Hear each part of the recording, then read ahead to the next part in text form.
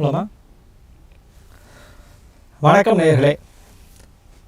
Budget 2023 நிகழ்ச்சிக்கு உங்கள் அத்தனை பேரையும் வரவேற்கிறேன். இன்றைக்கு ஒரு இந்தியாவுக்கான மிக முக்கியமான நாள்.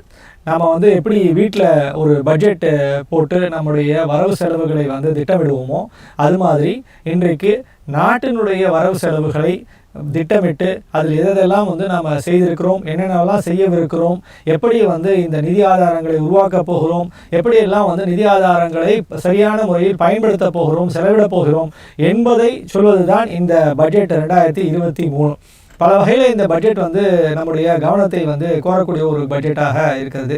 இன்னும் சரியாக சொல்லணும்னா அடுத்த ஆண்டு 2024 இந்தியாவில் இருக்கக்கூடிய ஒரு பொது தேர்தல், தேசிய அளவிலான ஒரு நாடாளுமன்ற தேர்தல் நடைபெறக்கூடிய ஒரு சூழ்நிலையில் நாம் இன்னைக்கு இந்த ஆண்டு தான் கடைசி பெரிய பட்ஜெட், அதாவது முழு பட்ஜெட்டுன்னு நம்ம சொல்லுவோம். அடுத்த ஆண்டு இதே மாதிரி பிப்ரவரி மாதம் கொடுக்கக்கூடிய ஓட் ஆன் அக்கௌண்ட் அப்படின்னு சொல்லக்கூடியதாக இருக்கும். அப்படின்னா இந்த பட்ஜெட்டில் பெரும்பாலான அத்தனை திட்டங்களையும் அல்லது அத்தனை விதமான ஒரு வாய்ப்புகளையும் இந்திய மக்களுக்கு வழங்கக்கூடிய ஒரு சூழ்நிலை இன்னைக்கு இந்த பட்ஜெட்டில் இருக்கிறது. அது ஒரு மிகப்பெரிய எதிர்பார்ப்பை ஏற்படுத்தி இருக்கிறது. ஒன்று. இன்னொரு செய்தியும் நம்ம பார்க்க வேண்டும். இந்த ஆண்டே இந்தியாவில் கிட்டத்தட்ட 9 மாநிலங்களில் மாநில தேர்தல்கள் நடைபெற இருக்கின்றன. அந்த 9 மாநில தேர்தல்களை ஒட்டி கொண்டு பார்க்கும்போதும் நம்ம இந்த பட்ஜெட் மிக முக்கியமான ஒரு பட்ஜெட்டாக அமைகிறது.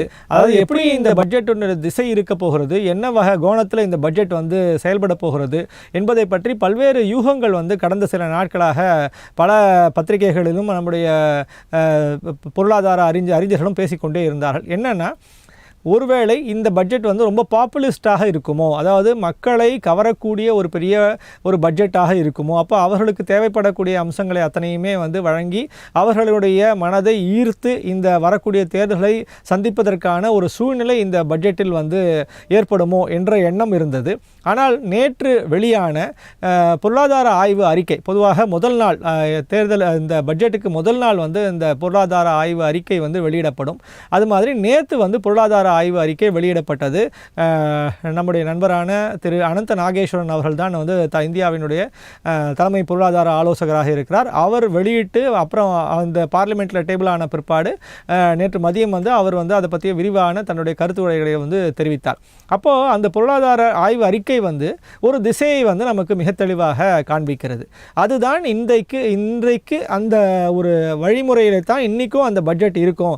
அதுதான் ஒரு பிரியாம்பிள் அல்லது அதுதான் ஒரு முன்னோட்டமாக நம்ம கருதினோம்னால் இன்றைக்கு இருக்கக்கூடிய இன்றைக்கு நிதியமைச்சர் அவர்கள் தெரிவிக்கக்கூடிய இந்த பட்ஜெட்டோடைய உரை என்பது நேற்றையினுடைய தொடர்ச்சியாகத்தான் இருக்கும் என்ற ஒரு கருத்து இருக்கிறது. என்ன அந்த அடிப்படையில் பார்த்தோம்னா, என்ன ஒரு பொருளாதார அறிக்கை என்ன விதமான ஒரு பார்வையிலிருந்து அமைக்கப்பட்டது என்று பார்த்தால், அது முழுசும் இந்தியாவினுடைய அல்லது அரசாங்கத்தினுடைய ஒரு முதலீடு அப்படிங்கிற அடிப்படையில் கேப்பெக்ஸ் அப்படின்னு சொல்லுவோம். அதாவது உள்கட்டுமானங்களில் செலவிடப்படக்கூடிய தொகை தான் அதிகமாக இருக்கிறது. அந்த உள்கட்டுமான தொகையினுடைய செய்யப்பட்ட முதலீடுகளின் வாயிலாக இங்கே பல்வேறு துறையில் ஏற்பட்ட முன்னேற்றங்கள் நேற்று சுட்டி காட்டப்பட்டது. அப்படிப்பட்ட ஒரு முன்னேற்றத்தின் அடிப்படையில், அப்படிப்பட்ட ஒரு உள்கட்டுமான செலவீனங்களின் அடிப்படையில் தான் இந்த வரக்கூடிய பட்ஜெட்டும் இன்றைக்கு வரக்கூடிய பட்ஜெட்டும் அமைய இருக்கிறது என்று தான் ஒரு பெரிய எதிர்பார்ப்பு. சரியாக சொல்லணும்னா, நீங்கள் இப்போ ஞாபகம் இருக்கும், போன ஆண்டு இதே பட்ஜெட்டில் நிதியமைச்சர் நிர்மலா சீதாராமன் அவர்கள் 7.5 லட்சம் கோடி அளவுக்கு நாம் இந்த உள்கட்டுமான செலவினங்களில் நாம் அரசாங்கம் செலவிட போகிறது என்று அவர்கள் தெரிவித்தார்கள். இன்றைக்கு பார்த்தீங்கன்னா அந்த 7.5 லட்சம் கோடி என்பது முழுமையாக செலவிடப்பட்டிருக்கிறது என்பதைத்தான் நாம் புரிந்து கொள்கிறோம். இன்றைய பட்ஜெட்டில் நிர்மலா சீதாராமன் அவர்கள் அந்த எவ்வளவு விதம் செலவிடப்பட்டது, என்னென்ன விதமாக செலவிடப்பட்டது என்பதையெல்லாம் அவர்கள் தெரிவிப்பார்கள் என்று எதிர்பார்ப்பு இருக்கிறது. 1. 2. வரக்கூடிய நிதியாண்டில் 23-24க்கான நிதியாண்டில் இது கிட்டத்தட்ட 9 லட்சம் கோடி அளவுக்கு இந்த தொகை இப்போது செலவிடப்பட இருப்பதாக நமக்கு ஒரு தகவல்கள் வருகின்றன. அப்போது இந்த கேப்பெக்ஸ் இன்வெஸ்ட்மெண்ட்னு சொல்லக்கூடிய அந்த மூலதன செலவினங்கள் அல்லது உள்கட்டுமான செலவினங்கள் தான் மிக அதிகமாக இந்த முறை இருக்கக்கூடும் அப்படிங்கிறது தான் நம்முடைய எதிர்பார்ப்பு. என்ன இதனுடைய ஒரு முக்கியத்துவம் என்ன அப்படின்னு பார்த்தீங்கன்னா, கடந்த 2 ஆண்டுகளுக்கு முன்னாடி நமக்கு மிகப்பெரிய அளவில் நம்மை கொரோனா பாதித்த பொழுது தனியார் முதலீடுகள் யாருமே அல்லாது தனியார் பெருநிறுவனங்கள் யாருமே பெரிய அளவில் முதலீடுகளை செய்வதற்காக அவர்கள் முன்வராத சூழ்நிலையில் அரசாங்கம்தான் அத்தனை விதமான முதலீடுகளையும் செய்து அதன் மூலமாக இங்கே இருந்த ஒரு தொழில் முன்னேற்றத்தையும் அல்லது உள்கட்டுமான முன்னேற்றத்தையும் ஏற்படுத்துவதற்கான முயற்சியில் மத்திய அரசு இறங்கியது. அந்த ஒரு தொடர்ச்சியாகத்தான் நீங்கள் பார்த்தீங்கன்னா 2018-19 நம்ம 3 லட்சம் கோடியாக அதை செலவிட்டோம். சென்ற ஆண்டு கொரோனாவுக்கு அடுத்து வந்த ஆண்டில் பார்த்தீங்கன்னா 22-23 நம்ம 7.5 லட்சம் கோடியாக செலவிட்டிருக்கிறோம். அப்போது படிப்படியாக உள்கட்டுமான செலவினங்களை மத்திய அரசு மேற்கொள்ளும் போது தான் இப்போ நீங்கள் ஒரு நம்பிக்கை பிறக்கும், இங்கே தொழில் வளர்ச்சி பெருகும், அதன் மூலமாக வேலைவாய்ப்பு பெருகும், அதன் மூலமாக மக்கள் கையில் பண சுழற்சி அதிகமாகும், அதன் மூலமாக இங்கே பொருளாதாரம் மீண்டும் தலையெடுக்கும் என்ற ஒரு சூழ்நிலை இருந்தது. அதை இந்திய அரசு மத்திய அரசு மிகச்சிறப்பாக கையாண்டு சென்ற ஆண்டு கிட்டத்தட்ட 7.5 லட்சம் கோடி அளவுக்கு முதலீடுகளை செய்தது. அந்த முதலீடுகளின் தொடர்ச்சியாகத்தான் பல்வேறு PLIன்னு ஒரு ஸ்கீம் இருக்கிறது, இந்த மாதிரி கதி சக்தி என்று ஒரு ஸ்கீம் இருக்கிறது. இந்த மாதிரியான பல்வேறு திட்டங்களின் வாயிலாக இந்த தொகை இந்திய அளவில் முழுசாக செலவிடப்பட்டது. அதாவது இந்தியாவில் பல்வேறு பகுதிகளுக்கு போயிருந்தீங்கன்னா ஒரு விஷயம் நீங்கள் கவனிச்சிருப்பீங்க, மேம்பாலங்கள் ஏராளமாக கட்டப்படுகின்றன. பல இடங்களில் ரயில்வேஸுடைய ட்ராக்ஸ் பல இடங்களில் போடப்படுகின்றன. பல இடங்களில் கல்விக்கும் மின்சாரத்துக்கும் குடிநீருக்கும் இந்த மாதிரியான ஏராளமான துறைகள் சார்ந்த செலவினங்கள் முழுமையாக மத்திய அரசினுடைய நிதி உதவியின் நிதி ஆதாரத்தின் அடிப்படையில் தான் செய்யப்பட்டிருக்கிறது. அப்போது இந்த துறையில் நீங்கள் இப்போ 7.5 லட்சம் கோடி செலவிடம் செய்யப்பட்டது என்றால் அப்போ என்ன அதனுடைய எதிர்பார்ப்பு என்னவென்றால் அது போன்று 4 மடங்கு அது தன்னை பெருக்கிக் கொள்ளும். அதாவது எப்போவுமே இந்த மல்டிப்ளையர் எஃபெக்ட் என்று ஒரு ஆங்கிலத்தில் சொல்வார்கள். அதாவது ஒரு 10 ரூபா போட்டோம்னா அது எப்படி மக்கள் மத்தியில் புழக்கத்திற்கு வரும்பொழுது அது எப்படி வளரும், எப்படி அது பன்மடங்காக பெருகும் என்ற ஒரு கணக்கு இருக்குது. அதாவது 1:4 என்று சொல்வார்கள். 1 மடங்கு நிதி ஆதாரத்தை கொண்டு சேர்த்தால், மக்களிடம் கொண்டு சேர்த்தால் அது 4 மடங்கு பெருகும் என்பது ஒரு கணக்கீடு.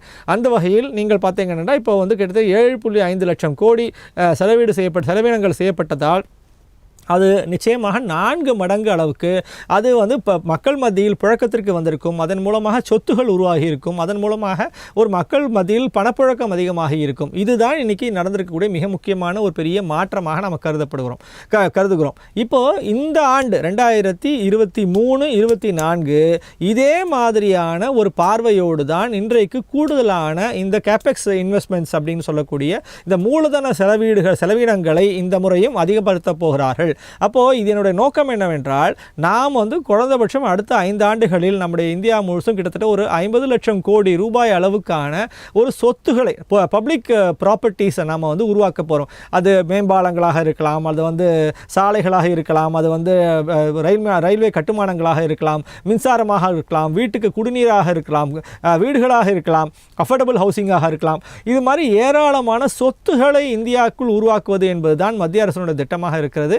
அந்த திட்டம் தான் நம்மை அத்தனை பேரையுமே சுபிட்சமாக வாழ வைப்பதற்கான ஒரு வழிமுறையாக இருக்கிறது.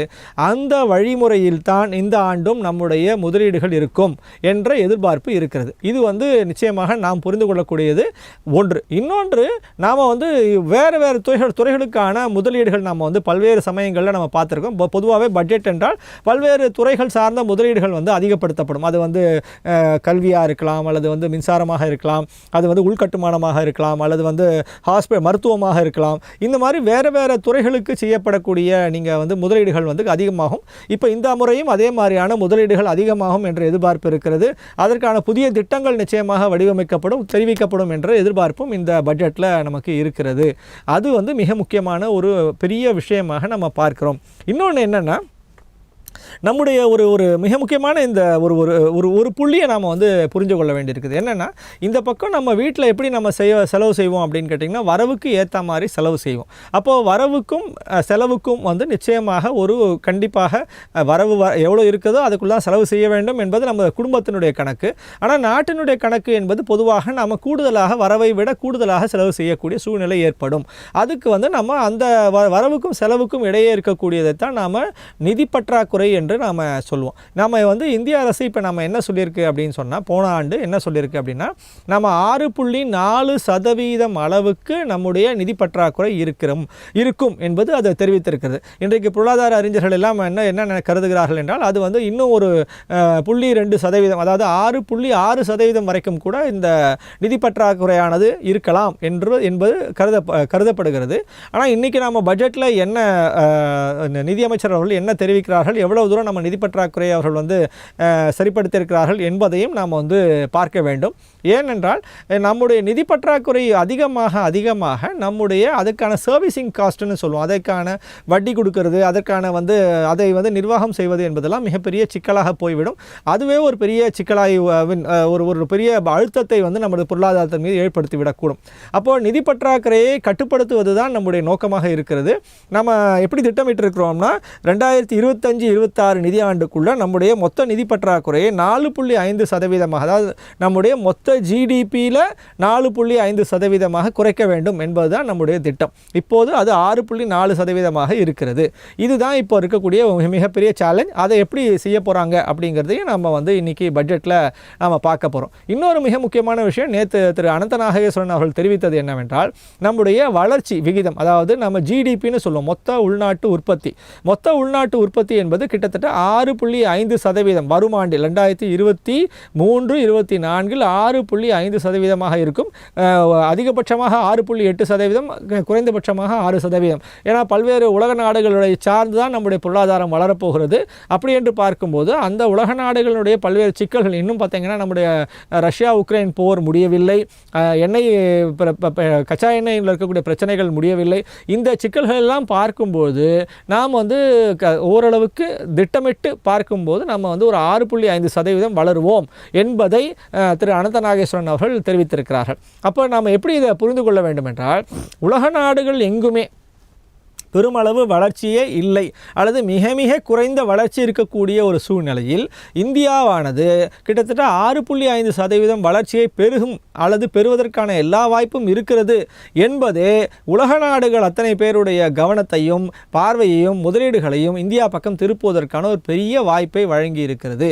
அப்போது நாம் வந்து இன்டர்னல் கன்சம்ஷன், அதாவது உள்நாட்டில் நாம் நுகர்வுகிறக்கூடிய பொருள்கள், நாம் வந்து இந்த நாடு வந்து மிகப்பெரிய நாடு என்றும்பொழுது இங்கே இருக்கக்கூடிய மக்கள் தொகை எவ்வளவு பொருட்களை நுகர்கிறார்கள், பயன்படுத்துகிறார்கள் என்பதை சார்ந்து உள்நாட்டு நுகர்வு என்பது பெருமளவு வளரப்போகிறது. அந்த உள்நாட்டு நுகர்வுகள் வளரும் பொழுது நம்முடைய பொருளாதாரமானது பல்மடங்கு லீப்ஸ் அண்ட் பவுன்ஸ்ன்னு சொல்கிறோமே, அந்த மாதிரியான ஒரு பெரிய வளர்ச்சியை இங்கே வந்து பெறப்போகிறது என்பதைத்தான் நம்முடைய அனந்த நாகேஸ்வரன் அவர்கள் நேற்று விவரமாக தெரிவித்தார். அப்போ இது வந்து ஒரு நம்பிக்கைக்குரிய ஒரு வார்த்தையாக எல்லோரும் பார்க்கிறார்கள். உலக நாடுகள் எல்லாமே, குறிப்பாக நீங்கள் அமெரிக்காவானாலும் சரி, ஐரோப்பாவானாலும் சரி, நீங்கள் வந்து இங்கிலாந்து ஆனாலும் சரி, மிகப்பெரிய அளவில் சரிவை எதிர்பார்த்து கொண்டிருக்கிறார்கள். அங்கே வந்து பொருளாதாரம் வளரும் என்ற சூழ்நிலை இல்லாத பொழுது இந்தியா வந்து ஒரு மிகப்பெரிய பிரைட் ஸ்பாட்டாக, ஒரு வெளிச்சமான புள்ளியாக எல்லோருக்கும் கண்ணுகள் தென்படுகிறது. அதற்கு காரணம் இருக்கிறது. ஏனென்றால் நாம் வந்து இந்த கொரோனாவுக்கு முன்னாடியிலிருந்தே நாம் வந்து தொடர்ச்சியாக பல ஆண்டுகளாக இங்கே உள்கட்டுமானத்திற்கும் இங்கே தேவைப்படக்கூடிய பல்வேறு டிஜிட்டலைசேஷன் உள்ளிட்ட பல்வேறு துறைகளில் நம்ம செய்த முதலீடு என்பது மிகப்பெரிய அளவில் அதனுடைய வளர்ச்சி என்பது, அதனுடைய ஒரு வீச்சு என்பது பளிச்சென்று வெளியே தெரிய வரவில்லை. அந்த மாதிரியான ஒரு சூழ்நிலை இருக்கிறது. தொடர்ச்சியாக நம்ம வந்து கொரோனா காலத்தில் வந்து நம்முடைய மிகப்பெரிய சரிவை சந்தித்தோம், அந்த பாதிப்புகளை எல்லாம் சந்தித்தோம். இப்போ மீண்டும் அந்த இடத்துலேருந்து வெளியே வரும்பொழுது நாம் இந்த வளர்ச்சியினுடைய வாய்ப்புகளை, வளர்ச்சியினுடைய கனிகளை நாம் இந்த ஆண்டு 2023-24 நாம் வந்து பார்க்க போகிறோம் என்பது ஒரு மிக முக்கியமான ஒரு எதிர்பார்ப்பாக இருக்கிறது. அதை நோக்கி நான் இன்ஃபேக்ட் சொல்லப்போனால் எல்லா பொருளாதார அறிஞர்களுமே இதை இந்த வரும் ஆண்டை ஒரு மிக முக்கியமான ஒரு பாசிட்டிவான ஆண்டாக, ஒரு நிச்சயமான ஒரு நம்பிக்கைக்குரிய ஆண்டாக பார்த்து கொண்டிருக்கிறார்கள். அப்போ நாம் இந்த இடத்துலேருந்து நாம் என்னென்ன விஷயங்களை செய்ய போகிறோம் என்பது தான் மிக முக்கியமானதாக நம்ம பார்க்கிறோம். அதுதான் இந்த பட்ஜெட்டில் நம்ம வந்து செய்ய போகிறோம். இன்னொரு முக்கியமானது என்னென்னா, நம்ம வந்து இந்த போன பட்ஜெட்டில் தெரிவித்ததில் ஒரு முக்கியமான செய்தி என்னவென்றால், எவ்வளவு தூரம் நம்முடைய கடன் வாங்குகிறோம். அதாவது இப்போ இந்திய அரசு, நம்ம ஏற்கனவே நிதி பற்றாக்குறை பற்றி சொன்னேன், அது வந்து நீங்கள் பல்வேறு முதலீடுகள் செய்யும் போது வாங்கக்கூடிய கடன் அப்படின்னு ஒரு கணக்கு இருக்கிறது. அது கிட்டத்தட்ட பார்த்தீங்கன்னா 11.58 லட்சம் கோடி ரூபாய் வரைக்கும் அவர்கள் கடன் வாங்குவதாக இருந்தார்கள். அதில் வந்து நீங்கள் கிட்டத்தட்ட 1 லட்சம் கோடி வரைக்கும் இப்போ குறைவாக கடன் வாங்கி இருக்கிறார்கள். அப்போது குறைவாக கடன் வாங்கி வாங்கி அதே சமயத்தில் நிறைவான முதலீடுகளை செய்து இங்கே வளர்ச்சியையும் கொண்டு வந்திருக்கிறார்களா என்பதையும் நாம் இந்த பட்ஜெட்டினுடைய அறிக்கையில் நாம் பார்க்க வேண்டியிருக்கிறது. அப்போது ஒரு பக்கம் அதிகமாக கடன் வாங்கக்கூடாது, அதே சமயத்தில் வாங்கின கடனில் நல்லபடியாக இங்கே பயன்படுத்த வேண்டும், அதன் மூலமாக உள்கட்டுமான வளர்ச்சிகள் பெருக வேண்டும். இதெல்லாம் தான் நம்முடைய எதிர்பார்ப்பாக இருக்கிறது. அப்போது இது எல்லாத்தினுடைய தொடர்ச்சியாக 2-3 அம்சங்களை நம்ம பார்க்க வேண்டும். என்ன, எவ்வளவு தூரம் இந்த வளர்ச்சியானது நேரடியாக மக்களை சென்று சேர்ந்திருக்கிறது. அப்படி பார்க்கும்போது அங்கே எவ்வளவு தூரம் வேலை வாய்ப்புகள் உற்பத்தி ஆகியிருக்கின்றன, எவ்வளவு தூரம் இங்கே சம்பளம் பெருகி இருக்கிறது, அத்தனை பேரும் பெருகி இருக்க, அதாவது மிடில் கிளாஸோ இல்லை லோவர் மிடில் கிளாஸோ இவங்களுக்கெல்லாம் எவ்வளவு தூரம் பணம் போய் சேர்ந்திருக்கிறது என்பதையெல்லாம் நாம் பார்க்க வேண்டும். அந்த புள்ளி விவரங்களை எல்லாம் இன்றைய பட்ஜெட்டில் நாம் எதிர்பார்க்கலாம். அப்போ எவ்வளவு தூரம் இங்கே வேலைவாய்ப்புகள் பெருகியிருக்கின்றன என்பதையும் நாம் இந்த பட்ஜெட்டில் பார்க்க வேண்டும். இன்னொரு மிக முக்கியமானது, டைரக்ட் டாக்ஸேஷனில் இருக்கக்கூடிய நம்மளை போன்ற மத்தியதர வர்க்கத்தினர், கீழ் மத்தியதர வர்க்கத்தினர், அரசு சம்பளதாரர்கள், தனியார் துறை சம்பளதாரர்கள் அத்தனை பேருமே மிக முக்கியமான ஒரு விஷயத்துக்காக காத்திருக்கிறார்கள். என்ன விதமான ஒரு டாக்ஸில் வருமான வரியில் என்ன விதமான மாற்றங்களை கொண்டு வரப்போகிறார்கள் என்பதைத்தான் நாம் அத்தனை பேருமே எதிர்பார்த்து கொண்டிருக்கிறோம். இந்த முறை என்ன எதிர்பார்ப்பு இருக்கிறது என்றால், இந்த ஸ்டாண்டர்ட் டிடக்ஷன் என்று சொல்லப்படக்கூடிய நிரந்தர கழிவு ஒரு 50,000 ரூபாய் இருக்கிறது, அது 1 லட்சம் ரூபாயாக மாறலாம், அல்லது 80C கீழே 80C கீழே இருக்கக்கூடிய வரி விலக்குகள் 1.5 லட்சம் ரூபாய் வரைக்கும் இருக்குது, அது 2 லட்சம் அல்லது 2.5 லட்சம் வரைக்கும் கூட உயர்த்தப்படலாம். அதே மாதிரி வீடு வாங்கும்போது நமக்கு கிடைக்கக்கூடிய அந்த கழிவுகளும் 2 லட்சம் ரூபாயிலேருந்து கூடுதலாக உயரலாம் என்பது போன்ற பல்வேறு விதமான எதிர்பார்ப்புகள் இருக்கின்றன. அதே போல் இன்னொரு மிக முக்கியமான எதிர்பார்ப்பு நம்முடைய இந்த கேபிட்டல் கெயின்ஸ் டாக்ஸேஷனில் பற்றி இருக்கக்கூடியது. நம்ம இது அத்தனையுமே இன்றைய பட்ஜெட்டில் தான் நம்ம பார்க்க போகிறோம், எதிர்பார்த்து கொண்டிருக்கிறோம். இந்த பட்ஜெட்டினுடைய உரையில் மிக முக்கியமான புள்ளிகள் வரும்போது நான் அதை பற்றி கொஞ்சம் விரிவாக அவ்வப்போது பேசுகிறேன். பட்ஜெட் உரையை நிதியமைச்சர்கள் தொடங்கிவிட்டார்கள் என்று நினைக்கிறேன். அதை நாம் இப்போ தொடர்ச்சியாக இங்கே பார்க்கலாம். Women, farmers, OBCs, scheduled castes and scheduled tribes. In the 75th year of our independence, the world has recognized the Indian economy as a bright star. Our current year's economic growth is estimated to be at 7%. It is notable that this is the highest among all the major economies. This is in spite of the massive slowdown globally caused by COVID-19 and the war. The Indian economy is therefore on the right track, and despite a time of challenges, heading towards a bright future. Today, as Indians stand with their head held high, and the world appreciates India's achievements and successes, we are sure that elders who had fought for India's independence will, with joy, bless us in our endeavors going forward as well.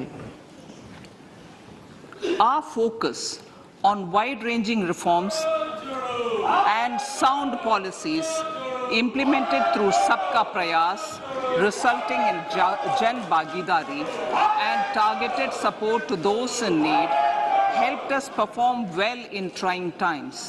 India's rising global profile is because of the several accomplishments: unique world-class digital public infrastructure, example Aadhaar, CoWIN and UPI, COVID vaccination drive in unparalleled scale and speed, proactive role in frontier areas such as achieving the climate-related goals, Mission Life and National Hydrogen Mission. During the COVID-19 pandemic, we ensured that no one goes to bed hungry with a scheme to supply free food grains to over 80 crore persons for 28 months. Continuing our commitment to ensure food and nutritional security, we are implementing from 1st January 2023 a scheme to supply free food grain to all Antyodaya and priority households for the next 1 year. Under PM Garib Kalyan Anna Yojana, the entire expenditure of about 2 lakh crore will be borne by the central government. In these times of global challenges, the G20 presidency gives us a unique opportunity to strengthen India's role in the world economic order.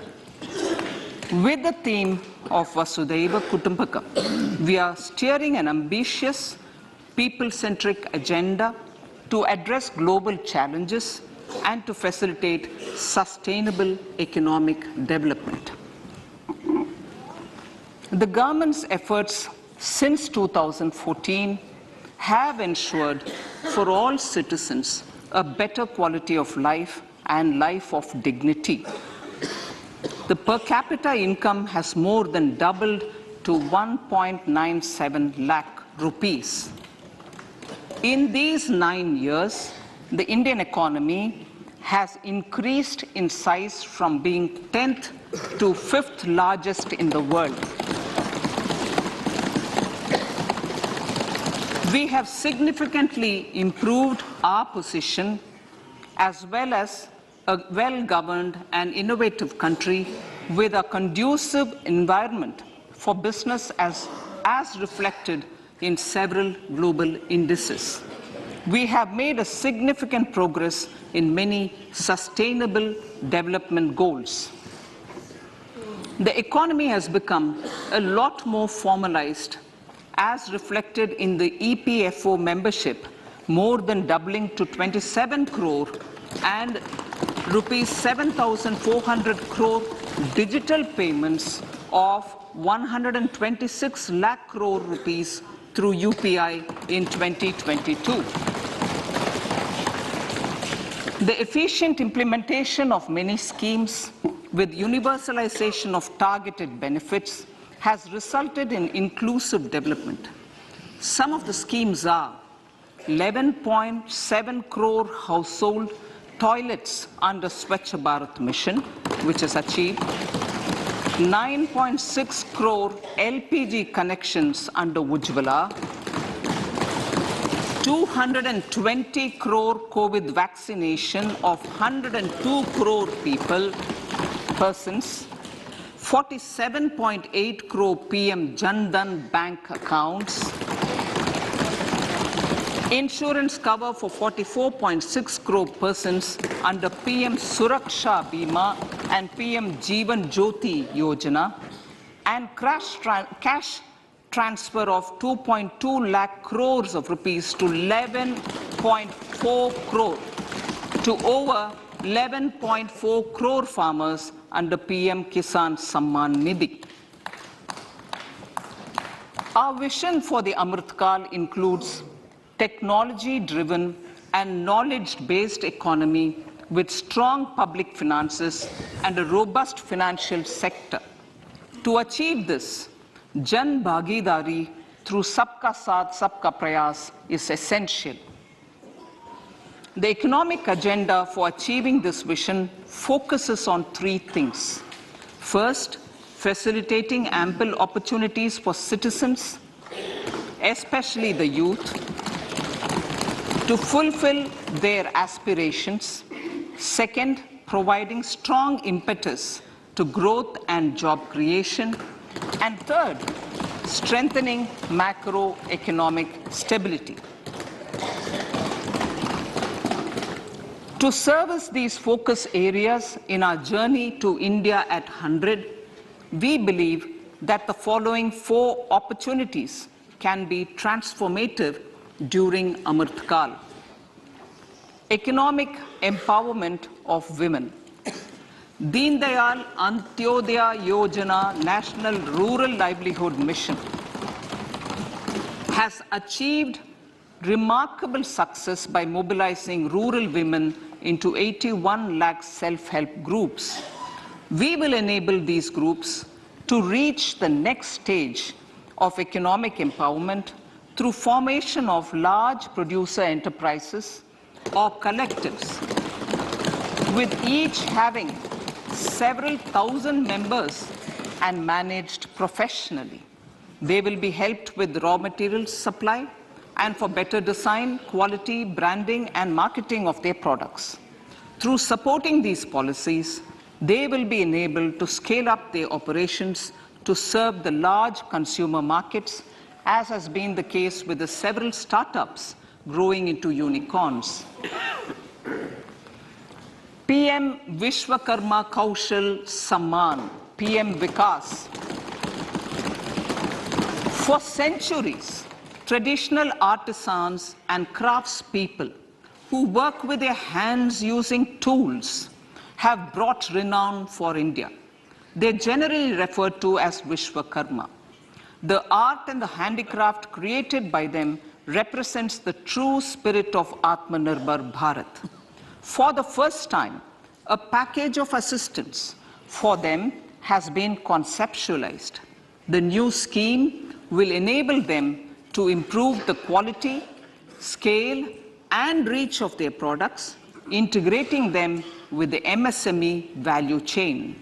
The components of this scheme will include not only financial support, but also access to advanced skill training, knowledge of modern digital techniques, and efficient green technologies, brand promotion, linkage with local and global markets, digital payments, and social security. This will greatly benefit the scheduled castes, scheduled tribes, OBCs, women, and people belonging to the weaker sections. Tourism. The country offers immense attraction for domestic as well as foreign tourists. There is a large potential to be tapped in tourism. The sector holds huge opportunities for jobs and entrepreneurship for youth in particular. Promotion of tourism will be taken up on mission mode with active participation of states, convergence of government programs, and public-private partnerships. Green growth. We are implementing many programs for green fuel, green energy, green farming, green mobility, green buildings, and green equipment, and policies for efficient use of energy across various economic sectors. These green growth efforts help in reducing carbon intensity of the economy and provides for large-scale green job opportunities.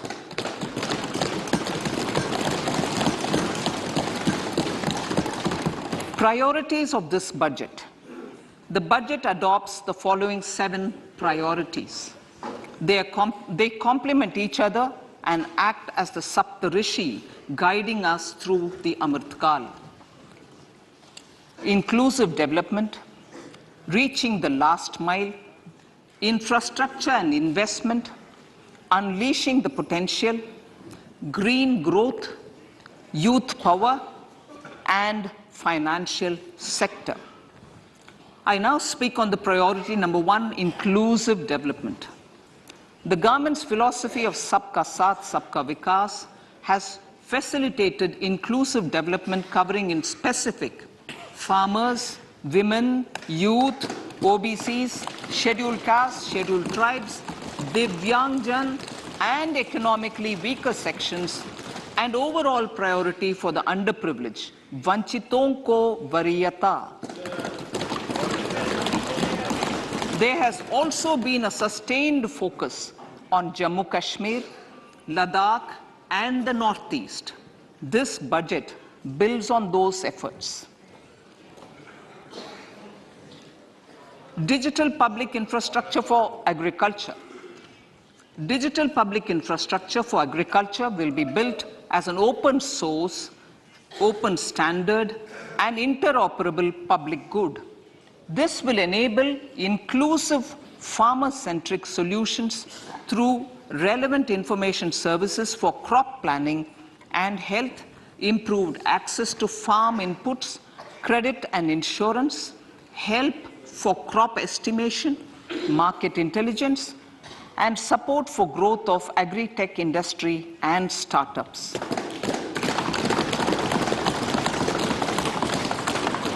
An agriculture accelerator fund. An agriculture accelerator fund will be set up to encourage agri startups, by young entrepreneurs in rural areas. The fund will aim at bringing innovative and affordable solutions for challenges faced by farmers. It will also bring in modern technologies to transform agricultural practices, increase productivity and profitability. To enhance the productivity of extra long staple cotton, we will adopt a cluster-based and value chain approach through public-private partnerships.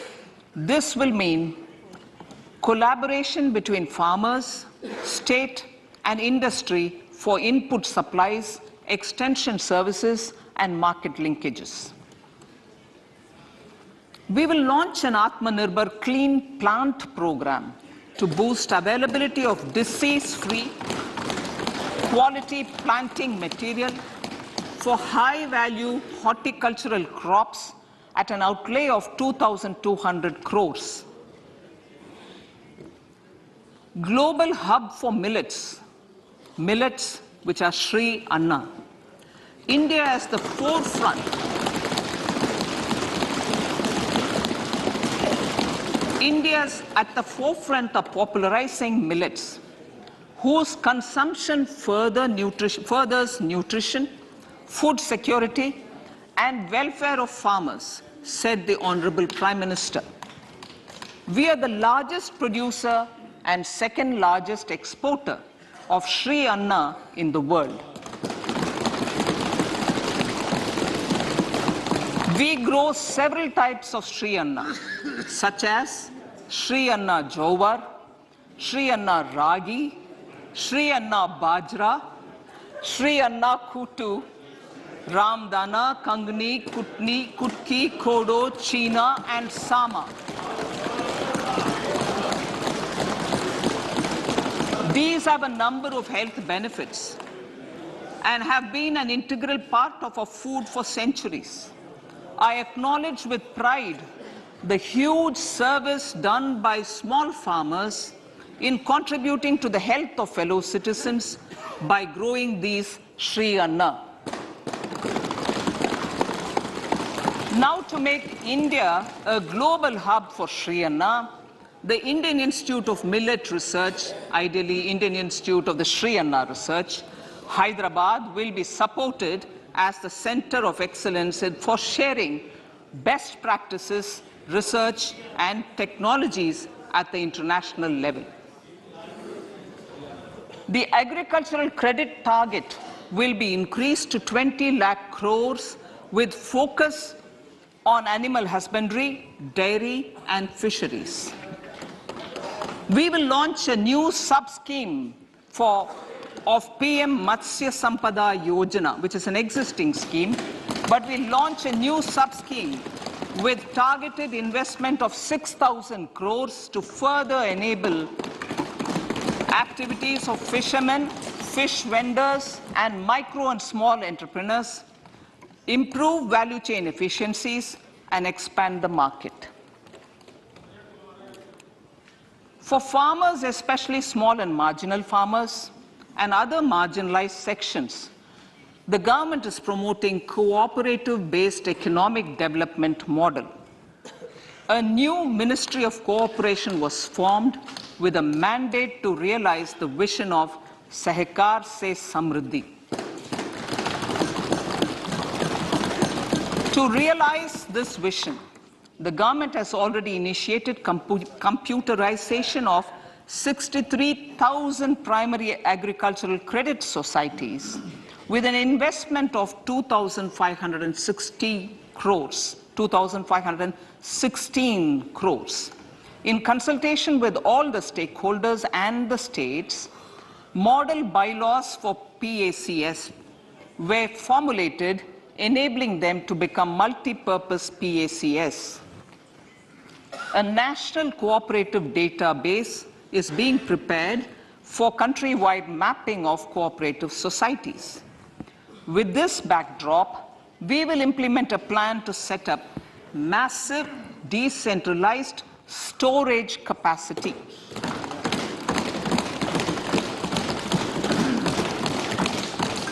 This will help farmers store their produce, and realize remunerative prices through sale at appropriate times.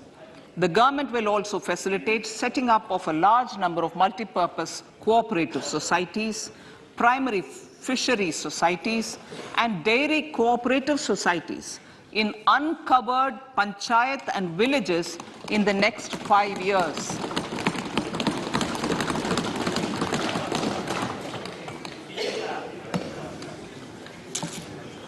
Health, education, and skilling. 157 new nursing colleges will be established in co-location with the existing 157 medical colleges established since 2014. A mission to eliminate sickle cell anemia by 2047 will be launched. It will entail awareness creation, universal screening of 7 crore people in the age group of 0 to 40 years in affected tribal areas, and counseling through collaborative efforts of central ministries and state governments.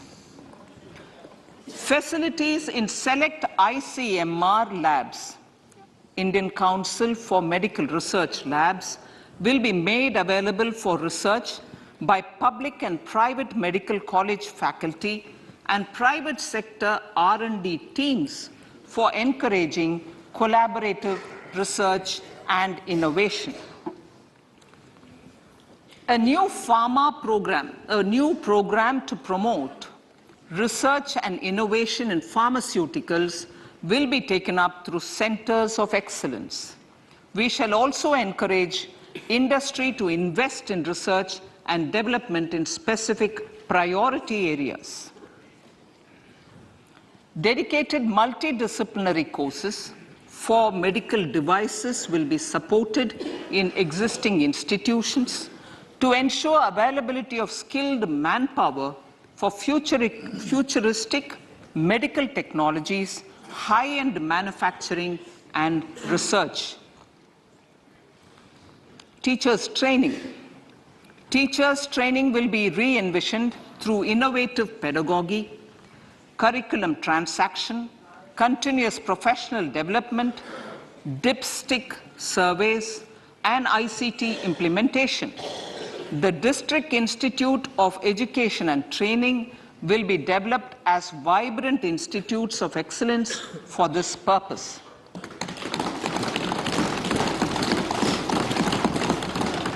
National Digital Library for Children and Adolescents.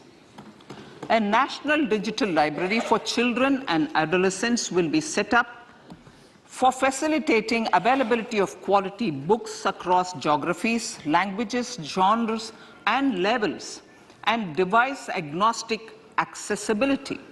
States will be encouraged to set up physical libraries for them at panchayat and ward levels and provide infrastructure for accessing the national digital library resources.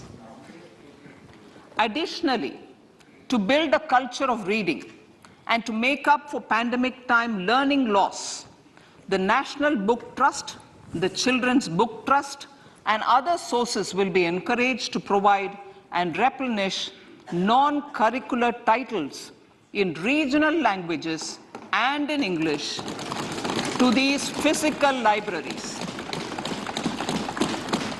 Collaboration with NGOs that work in literacy will also be a part of this initiative to inculcate financial literacy.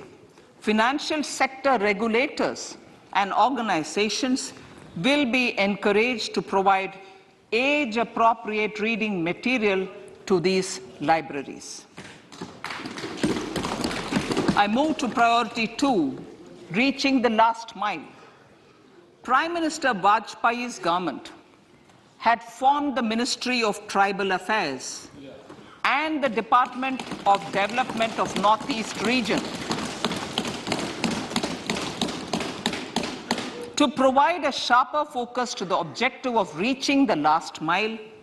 our government has formed the ministries of Ayush, Fisheries, Animal Husbandry and Dairying, Skill Development, Jal Shakti and Cooperation. Building on the success of the Aspirational Districts program, the government has recently launched the Aspirational Blocks program, covering 500 blocks for saturation of essential government services across multiple domains such as health, nutrition, education, agriculture, water resources, financial inclusion, skill development, and basic infrastructure. Manya Speaker, sir, Pradhan Mantri PBTG, which is Primitive Vulnerable Tribal Groups Development Mission, is being launched. To improve socio-economic conditions of the particularly vulnerable tribal groups, the PBTGs as we refer them to, Pradhan Mantri PBTG Development Mission will be launched. This will saturate PBTG families and habitations with basic facilities such as safe housing, clean drinking water and sanitation, improved access to education, health, nutrition, road and telecom connectivity, and sustainable livelihood opportunities. An amount of 15,000 crores will be made available to implement the mission in the next 3 years under the Development Action Plan for the Scheduled Tribes. Ekalavya Model Residential Schools. In the next 3 years, Center will recruit 38,800 teachers and support staff for the 740 Ekalavya Model Residential Schools, which is serving 3.5 lakh tribal students.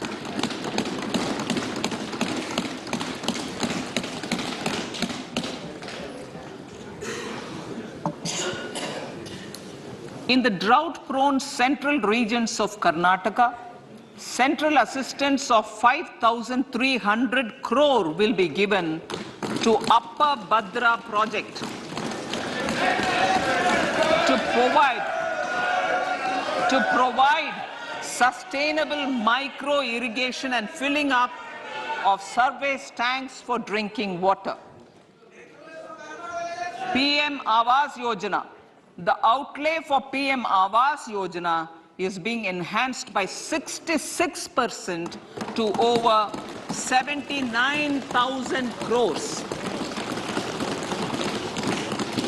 Bharat Shared Repository of Inscriptions will be set up in a digital epigraphy museum with digitization of 1 lakh ancient inscriptions in the first stage. Support for poor prisoners. For poor persons who are in prisons and unable to afford the penalty or the bail amount, required financial support will be provided. Priority number 3, infrastructure and investment. Investments in infrastructure and productive capacity have a large multiplier impact on growth and employment. After the subdued period of the pandemic, private investments are growing again. The budget takes the lead once again to ramp up the virtuous cycle of investment and job creation. Honorable Speaker, sir, the capital investment outlay is being increased steeply for the 3rd year in a row by 33% to 10 lakh crores, which would be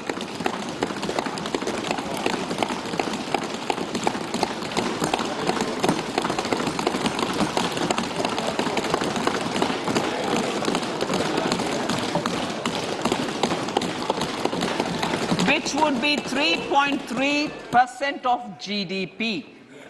This will almost be 3 times the outlay made in 2019-20.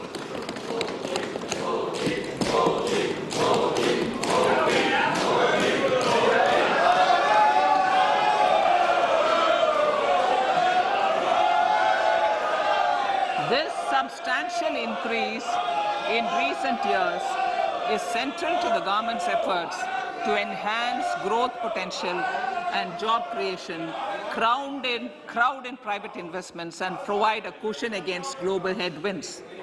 The direct capital investment by the centre is complemented by the provision made for creation of capital assets through grants and aids to state.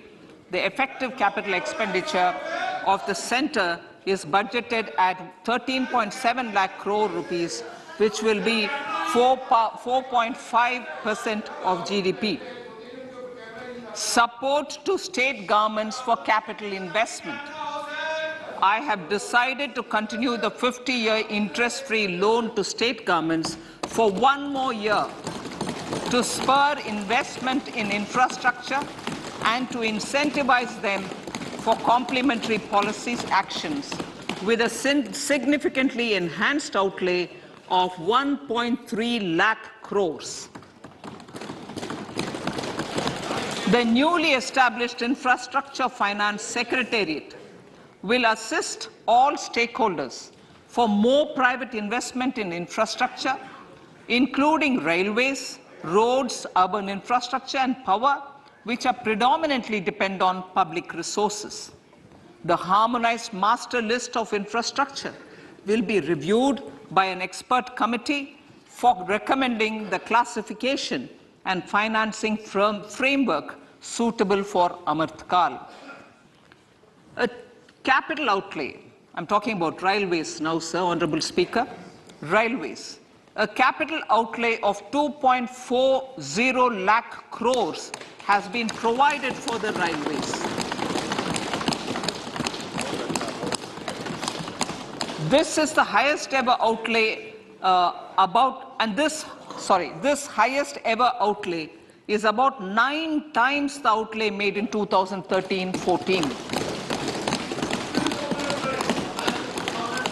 100 critical transport infrastructure projects for last and first mile connectivity for ports, coal, steel, fertilizer, and food grain sectors have been identified.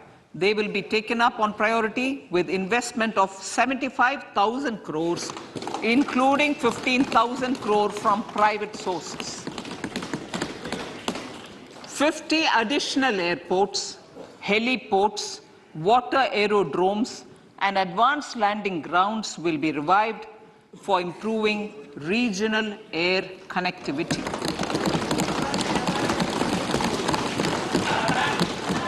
Sustainable cities for tomorrow.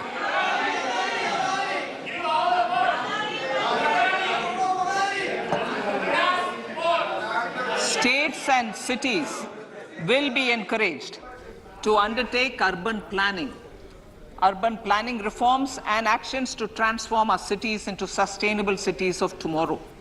This means efficient use of land resources, adequate resources for urban infrastructure, transit-oriented development, enhanced availability and affordability of urban land, and opportunities for all. Through property tax governance reforms and ring-fencing user charges on urban infrastructure, cities will be incentivized to improve their creditworthiness for municipal bonds. Like the RIDF, an Urban Infrastructure Development Fund will be established through use of priority sector lending shortfall. This will be managed by the National Housing Bank and will be used by public agencies to create urban infrastructure in Tier 2 and Tier 3 cities. States will be encouraged to leverage resources from the grants of the 15th Finance Commission as well as existing schemes to adopt appropriate user charges while accessing the UIDF. We expect to make available 10,000 crore rupees per annum for this purpose. All cities and towns will be enabled for 100% mechanical desludging of septic tanks and sewers to transition from manhole to machine hole mode.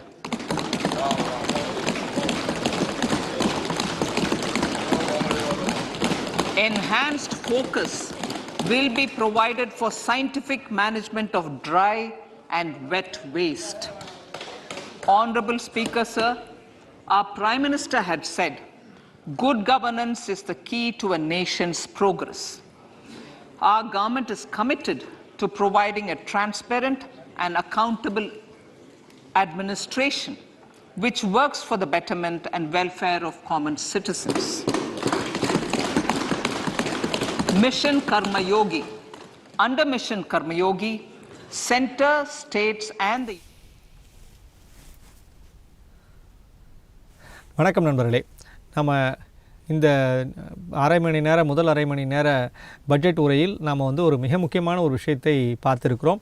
நம்ம இந்த உரையினுடைய தொடக்கத்தில் இந்த விஷயத்தை நாம் குறிப்பிட்டிருந்தோம். அதாவது மத்திய அரசினுடைய மூலதன செலவினங்கள், குறிப்பாக உள்கட்டுமான செலவினங்கள் சென்ற ஆண்டு 7.5 லட்சம் கோடியாக இருந்தது. அது இம்முறை 9 லட்சம் கோடியாக உயர்த்தப்படலாம் என்று நான் தெரிவித்திருந்தேன். ஆனால் இப்பொழுது நிதியமைச்சர் அவர்கள் அதை 10 லட்சம் கோடியாக உயர்த்தியிருக்கிறார். மிக முக்கியமான, கிட்டத்தட்ட போன ஆண்டை விட கிட்டத்தட்ட 33% உயர்த்தி 10 லட்சம் கோடி அளவுக்கு இந்த உள்கட்டுமான செலவினங்களுக்கான நிதியை அவர்கள் ஒதுக்கியிருக்கிறார். அது மட்டுமல்லாமல் இன்னும் ஒரு 2-3 மிக முக்கியமான திட்டங்களை அவர்கள் தெரிவித்திருக்கிறார்கள். குறிப்பாக நீங்கள் எல்லா இடங்கள்லையும் அவங்க இந்த லைப்ரரிஸுக்காக, குறிப்பாக டிஜிட்டல் லைப்ரரிஸ் ஃபார் சில்ட்ரன் உருவாக்க போகிறோம். குழந்தைகளுக்கான ஒரு டிஜிட்டல் லைப்ரரிஸை உருவாக்க போகிறோம். அது இல்லாமல் குறிப்பாக national book trust, children book trust போன்றவற்றை கூடுதலான புத்தகங்களை தயாரித்து அவர்கள் அங்கே அந்த லைப்ரரிஸ்க்கு கொடுப்பதற்கான, நூலகங்களுக்கு கொடுப்பதற்கான ஒரு வாய்ப்பை உருவாக்கி இருக்கிறார். மிக முக்கியமான ஒரு விஷயமாக நாம் இதை பார்க்கிறோம். கல்வி அறிவை மேம்படுத்துவதற்கான ஒரு மிக முக்கியமான ஒரு வாய்ப்பாக இதை நம்ம பார்க்கிறோம். அது இல்லாமல் நம்ம மிக முக்கியமாக நம்ம இந்த சமயத்தில் நம்முடைய சிறுதானியங்களை முக்கியத்துவப்படுத்தி சிறுதானியங்களை விளைச்சலையும் அதனுடைய விளைச்சலில் ஈடுபடக்கூடிய விவசாயிகளையும் ஊக்கப்படுத்துவதற்கான பல்வேறு திட்டங்களை நிதியமைச்சர் அவர்கள் தெரிவித்திருக்கிறார்கள். அதை ஸ்ரீ அண்ணா சிறுதானியம் என்று நாம் தெரிவிப்பதை நிதியமைச்சர் அவர்கள் ஸ்ரீ அண்ணா, அல்லது அது அந்தளவுக்கு ஒரு புனிதமான ஒரு அன்னமாக அதை கருதி அதற்கான நிதி ஒதுக்கீடுகளையும் அதற்கான ஒரு மிகச்சிறப்பான ஒரு வணிக வாய்ப்புகளையும் உருவாக்கி தருகிறோம் என்பதையும் நிதியமைச்சர் அவர்கள் தனது உரையில் குறிப்பிட்டிருக்கிறார். நாம் மிக முக்கியமாக பார்க்க வேண்டியது, நாம் எதிர்பார்த்தது இந்த ஒரு உள்கட்டுமான செலவினங்களுக்காக ஒதுக்கப்பட்ட தொகைதான். போன ஆண்டு அது 7.5 லட்சம் கோடியாக இருந்தது. இம்முறை அது 10 லட்சம் கோடியாக, அதாவது வரும் ஆண்டு 2023-24 அது 10 லட்சம் கோடியாக உயர்த்தப்படும் என்பது மிக முக்கியமான அறிவிப்பாக நாம் பார்க்கிறோம். தொடர்ச்சியாக நம்ம நிதியமைச்சருடைய உரையை கேட்கலாம்.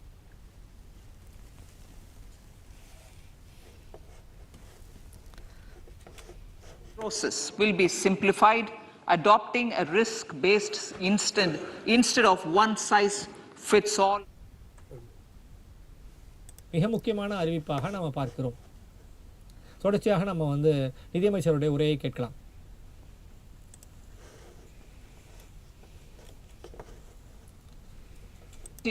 And updating, adopting a one-stop reconciliation and updating of identity and address of individuals maintained by various government agencies, regulators and regulated entities will be established using DigiLocker service and Aadhaar as foundational identity. Speaker, sir, common business identifier for the business establishments required to have a permanent account number. The PAN will be used as the common identifier for all digital systems of specified government agencies. This will bring ease of doing business and it will be facilitated through a legal mandate. For obviating the need for separate submission of same information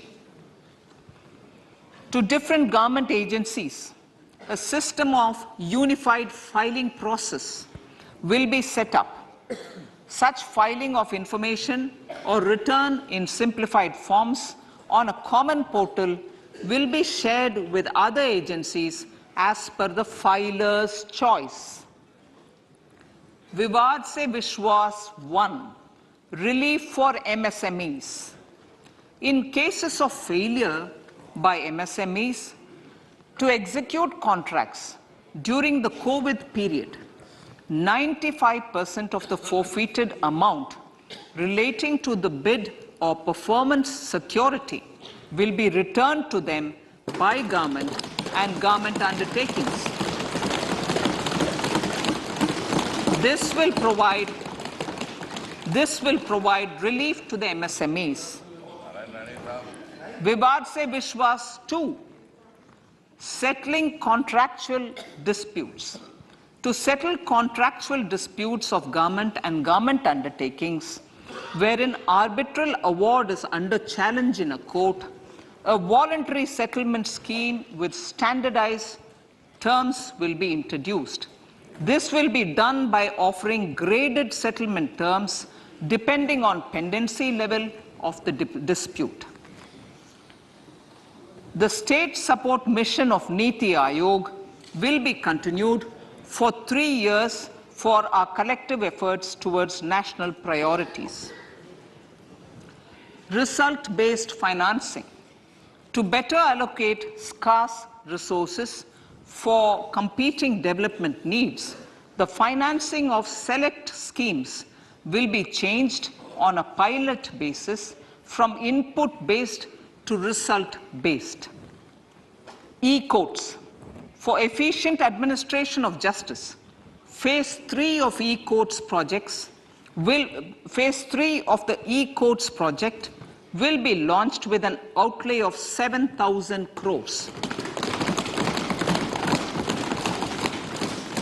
Fintech services in India have been facilitated by our digital public infrastructure, including Aadhaar, PM Jan Dhan Yojana, Video, KYC, India Stack, and UPI. To enable more fintech innovative services, the scope of documents available in DigiLocker for individuals will be expanded. An entity, DigiLocker, will be set up for the use by MSMEs, large businesses, and also charitable trusts. This will be towards storing and sharing documents online securely whenever needed with various authorities, regulators, banks, and other business entities. 5G services. 100 labs for developing applications using 5G services will be set up in engineering institutions.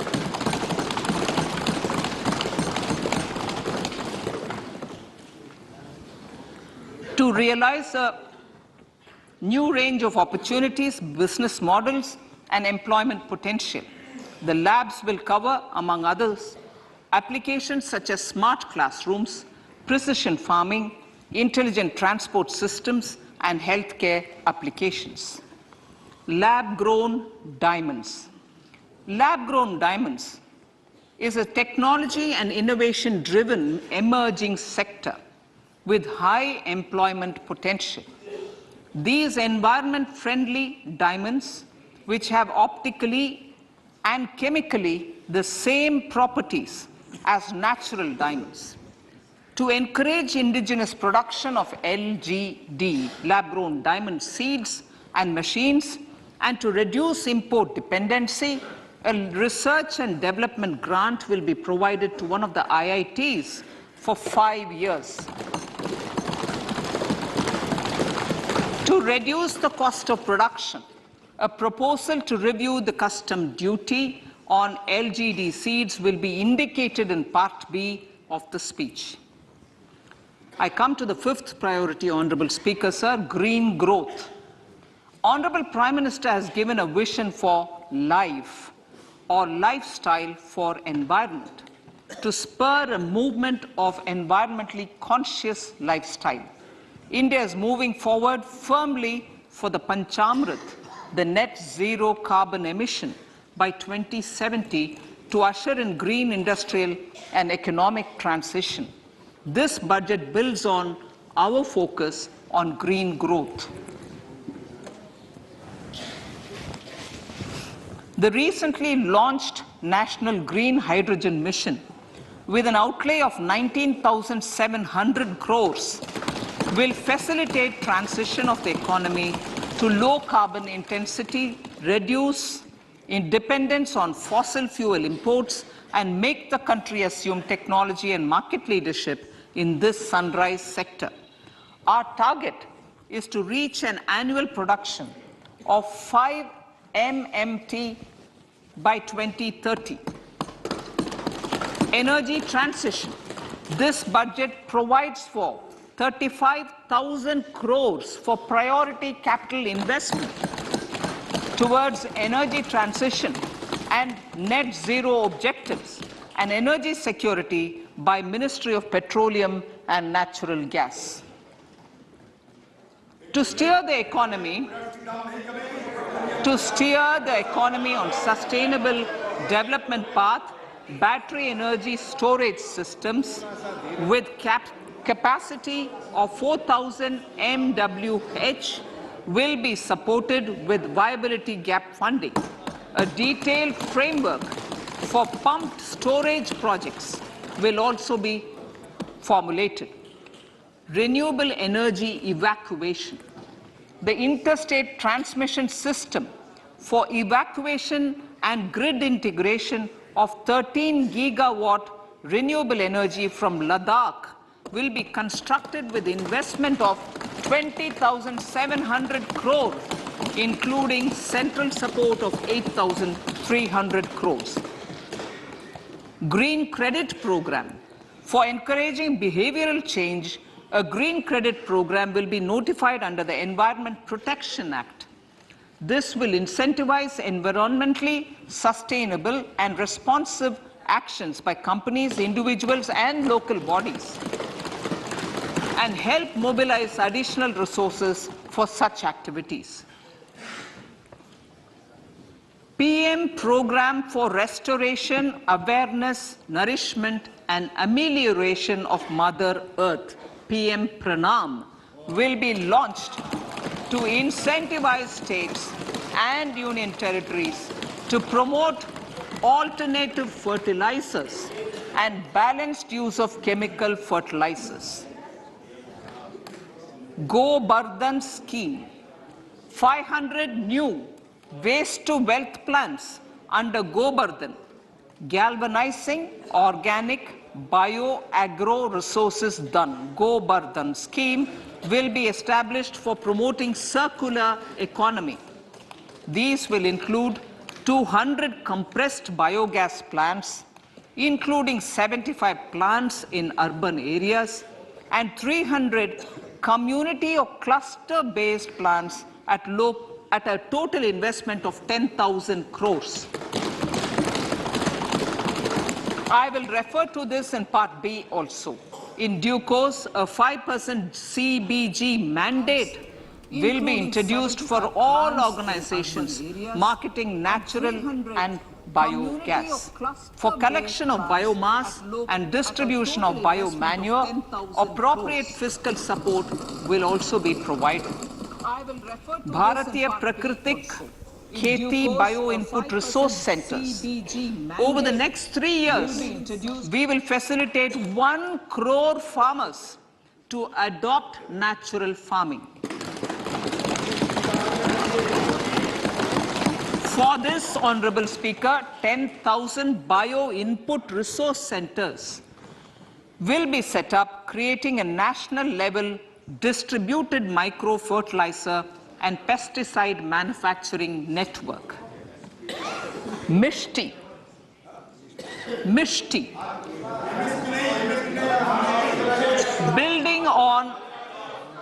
Building on India's success in afforestation, mangrove initiative for shoreline habitats and tangible incomes, Mishti, will be taken up for mangrove plantation along the coastline and on salt pan lands wherever feasible through convergence between Manrega, Campa Fund and other sources. Amrit Dharohar. Wetlands are vital ecosystems which sustain biological diversity. In his latest Mann Ki Baat, the Prime Minister said, now, I quote, now the total number of Ramsar sites in our country has increased to 75, whereas before 2014, there were only 26, unquote. Local communities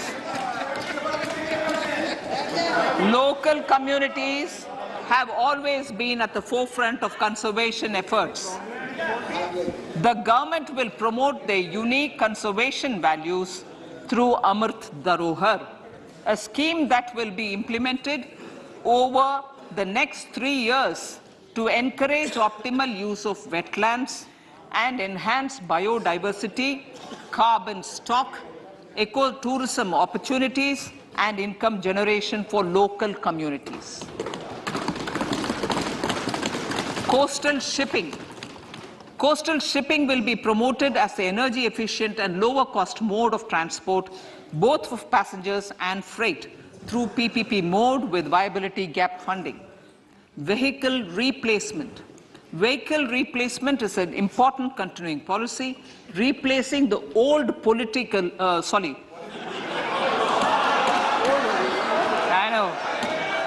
replacing, absolutely, thank you. Replacing old polluting vehicles. Maybe applicable, right? Replacing old polluting vehicles is an important part of greening our economy. In furtherance of the vehicle scrapping policy mentioned in Budget 21-22, I have allocated adequate funds to scrap old vehicles of the central government. States will also be supported in replacing old vehicles and old state ambulances. Honorable Speaker, sir, I move to priority 6, youth power. To empower our youth and help the Amrit PD realize their dreams, we have formulated the National Education Policy, which is very wide in its scope, but one of the things is also to focus on skilling, adopted economic policies that facilitate job creation at scale and have supported business opportunities. Pradhan Mantri Kaushal Vikas Yojana. Pradhan Mantri Kaushal Vikas Yojana 4.0 will be launched to skill lakhs of youth within the next 3 years.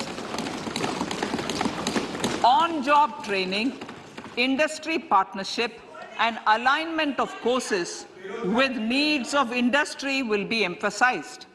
The scheme will also cover new age courses for Industry 4.0 like coding, AI, robotics, mechatronics, IoT, 3D printing, drones, and other soft skills. To skill youth for international opportunities, 30 Skill India international centers will be set up across different states. The digital ecosystem for skilling will be further expanded with the launch of a unified Skill India digital platform for enabling demand-based formal skilling, linking with employers including MSMEs, and facilitating access to entrepreneurship schemes. To provide stipend support to 47 lakh youths in 3 years, direct benefit transfer under a pan-India national apprenticeship promotion scheme will be rolled out. Tourism. Honorable Speaker, sir, with an integrated and innovative approach, at least 50 destinations will be selected through challenge mode. In addition to aspects such as physical connectivity, virtual connectivity, tourist guides, high standards for food streets, and tourist security, all the relevant aspects would be made available on an app to enhance tourist experience. Every destination would be developed as a complete package. The focus of development of tourism would be on domestic as well as foreign tourists.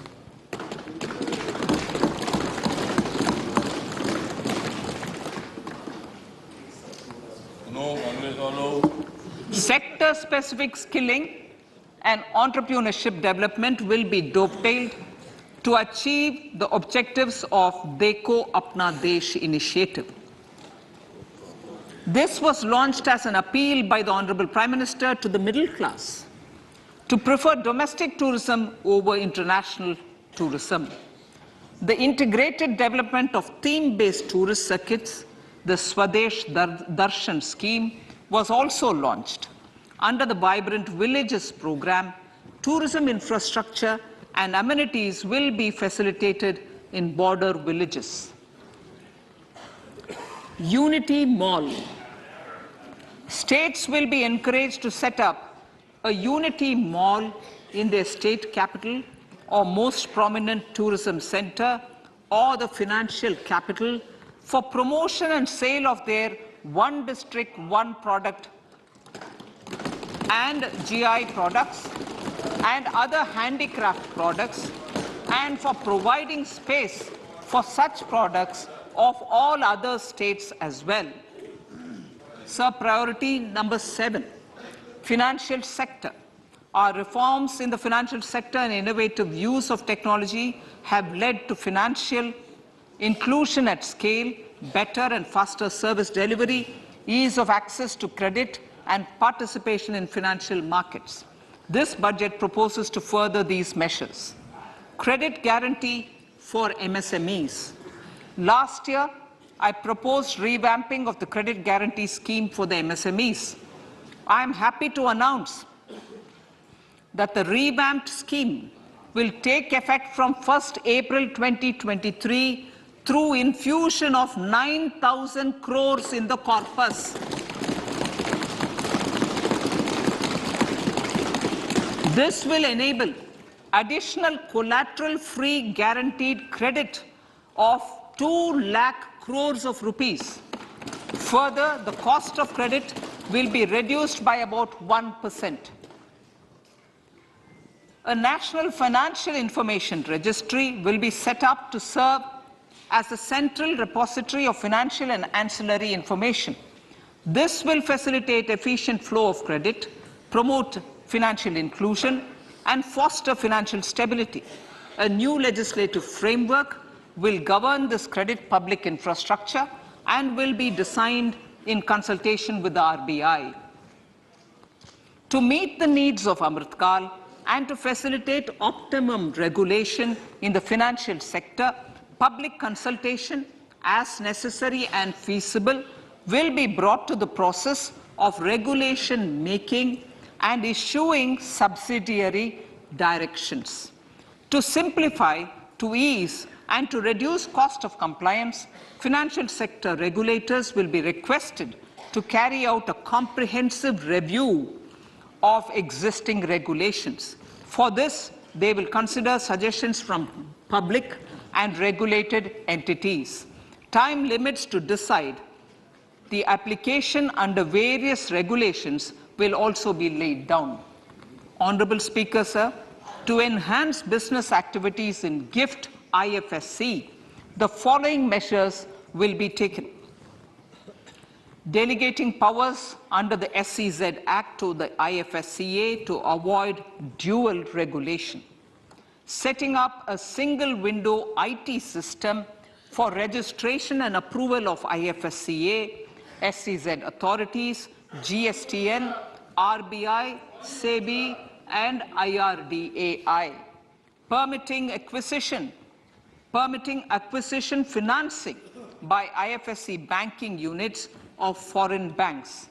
Establishing a subsidiary of Exim Bank for trade refinancing. Amending IFSCA Act for statutory provisions for arbitration, ancillary services, and avoiding dual regulation under the SEZ Act, and recognizing offshore derivative instruments as valid contracts. Honorable Speaker, sir, data embassy.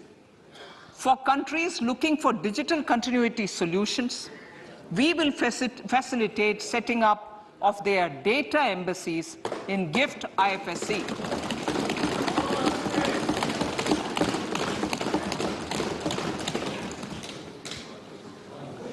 improving governance and investor protection in banking sector. To improve bank governance and enhance investors' protection, certain amendments to the Banking Regulation Act, the Banking Companies Act, and the Reserve Bank of India Act are being proposed. Capacity building in securities market. Honorable Speaker, sir, to build capacity of functionaries and professionals in the securities market, SEBI will be empowered to develop, regulate, maintain, and enforce norms and standards for education in the National Institute of Securities Markets and to recognize award of degrees, diplomas, and certificates. A central processing center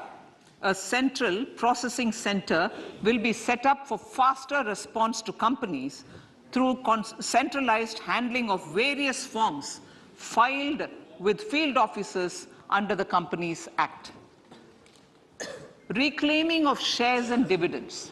For investors to reclaim unclaimed shares and unpaid dividends from the Investor Education and Protection Fund Authority with ease, from the Investor Education and Protection Fund Authority with ease, an integrated IT portal will be established. Digital payments continue to find wide acceptance. In 2022, they show an increase of 76% in transaction and 91% in value. Fiscal support for this digital public infrastructure will continue in 2023-2024. Azadi Ka Amrit Mahotsav, Mahila Samman Bachat Patra. For commemorating Azadi Ka Amrit Mahotsav, a one-time new small savings scheme, Mahila Samman Savings Patra or Savings Certificate, Mahila Samman Savings Certificate will be made available for a 2-year period up to March 2025. This will offer deposit facility up to 2 lakh in the name of a woman or girls for a tenor of 2 years at fixed interest rate of 7.5% with partial withdrawal option. Senior citizens. The maximum deposit limit for senior citizens savings scheme will be enhanced from 15 lakh to 30 lakhs of rupees. The maximum deposit limit for monthly income account scheme will be enhanced from 4.5 lakh to 9 lakh for single account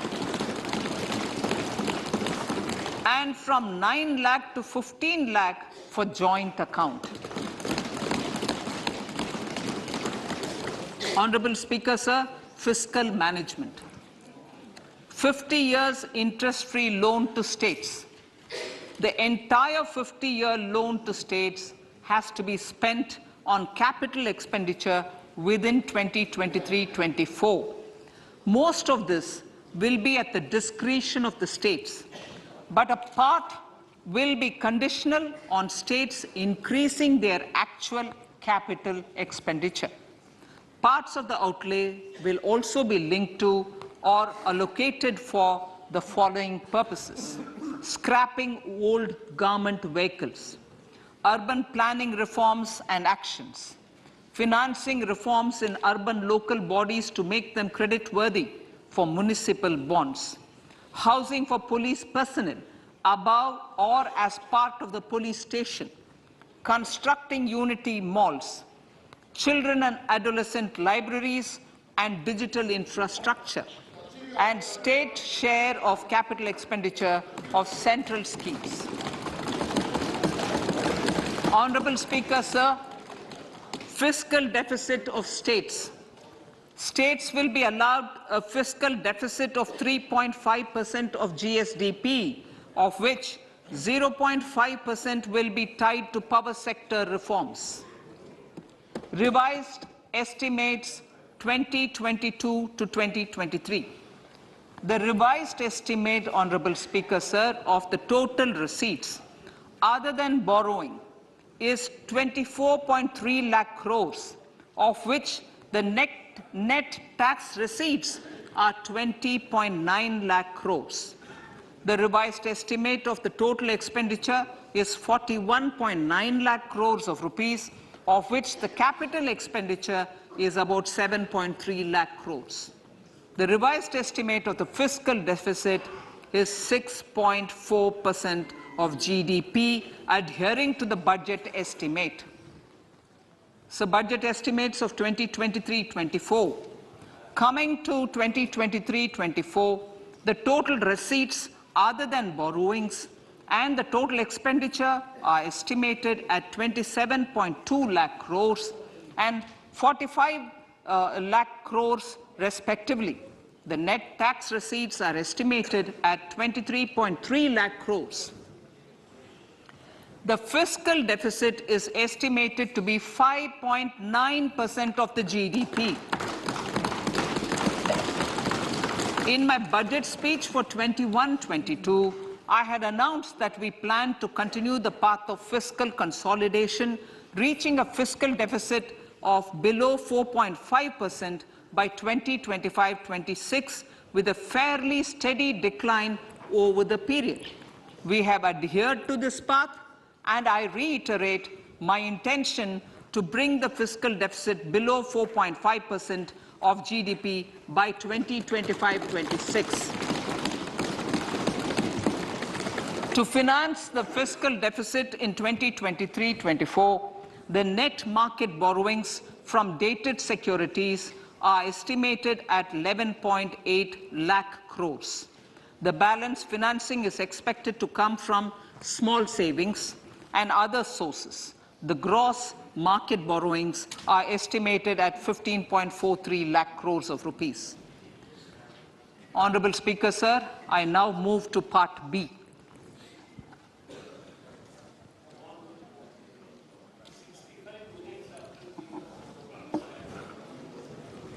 Indirect taxes. My indirect tax proposals will aim to promote exports, boost domestic manufacturing, enhance domestic value addition, encourage green energy and mobility. A simplified tax structure with fewer tax rates helps in reducing compliance burden and improving tax administration. I propose to reduce the number of basic customs duty rates on goods other than textiles and agriculture from 21 to 13. As a result, there are minor changes in the basic custom duties, cesses and surcharges on some items including toys, bicycle, automobiles and naphtha. Green mobility. To avoid cascading of taxes on blended compressed natural gas, I propose to exempt excise duty on GST paid compressed biogas contained in it. To further provide impetus to green mobility, customs duty exemptions is being extended to import of capital goods and machinery required for manufacture of lithium-ion cells for batteries used in electrical vehicles as well. Electronics. As a result of various initiatives of the government, including phased manufacturing program, mobile phone production in India has increased from 5.8 crore units valued at about 18,900 crore in 2014-15 to 31 crore units valued at 2,75,000 crore in the last financial year. To further deepen domestic value addition in manufacturing of mobile phones, I propose to provide relief to customs duty.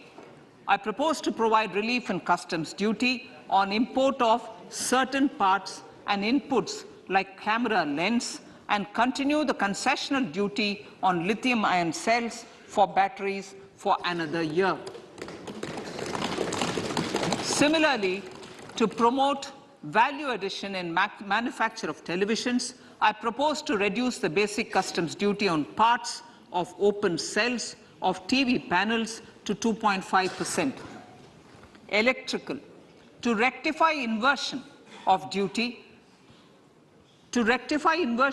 structure and encourage manufacturing of electric kitchen chimneys, the basic custom duty on electric kitchen chimney is being increased from 7.5% to 15%, and that on heat coils for these is proposed to be reduced from 20% to 15%.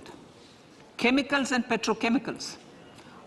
Denatured ethyl alcohol is used in chemical industry. I propose to exempt basic customs duty on it. This will also support the ethanol blending program and facilitate an endeavor for energy transition. Basic customs duty is also being reduced on acid-grade fluorospar from 5% to 2.5% to make the domestic fluorochemicals industry competitive. Further, the basic customs duty on crude glycerin for use in manufacture of epichlorohydrin is proposed to be reduced from 7.5% to 2.5%.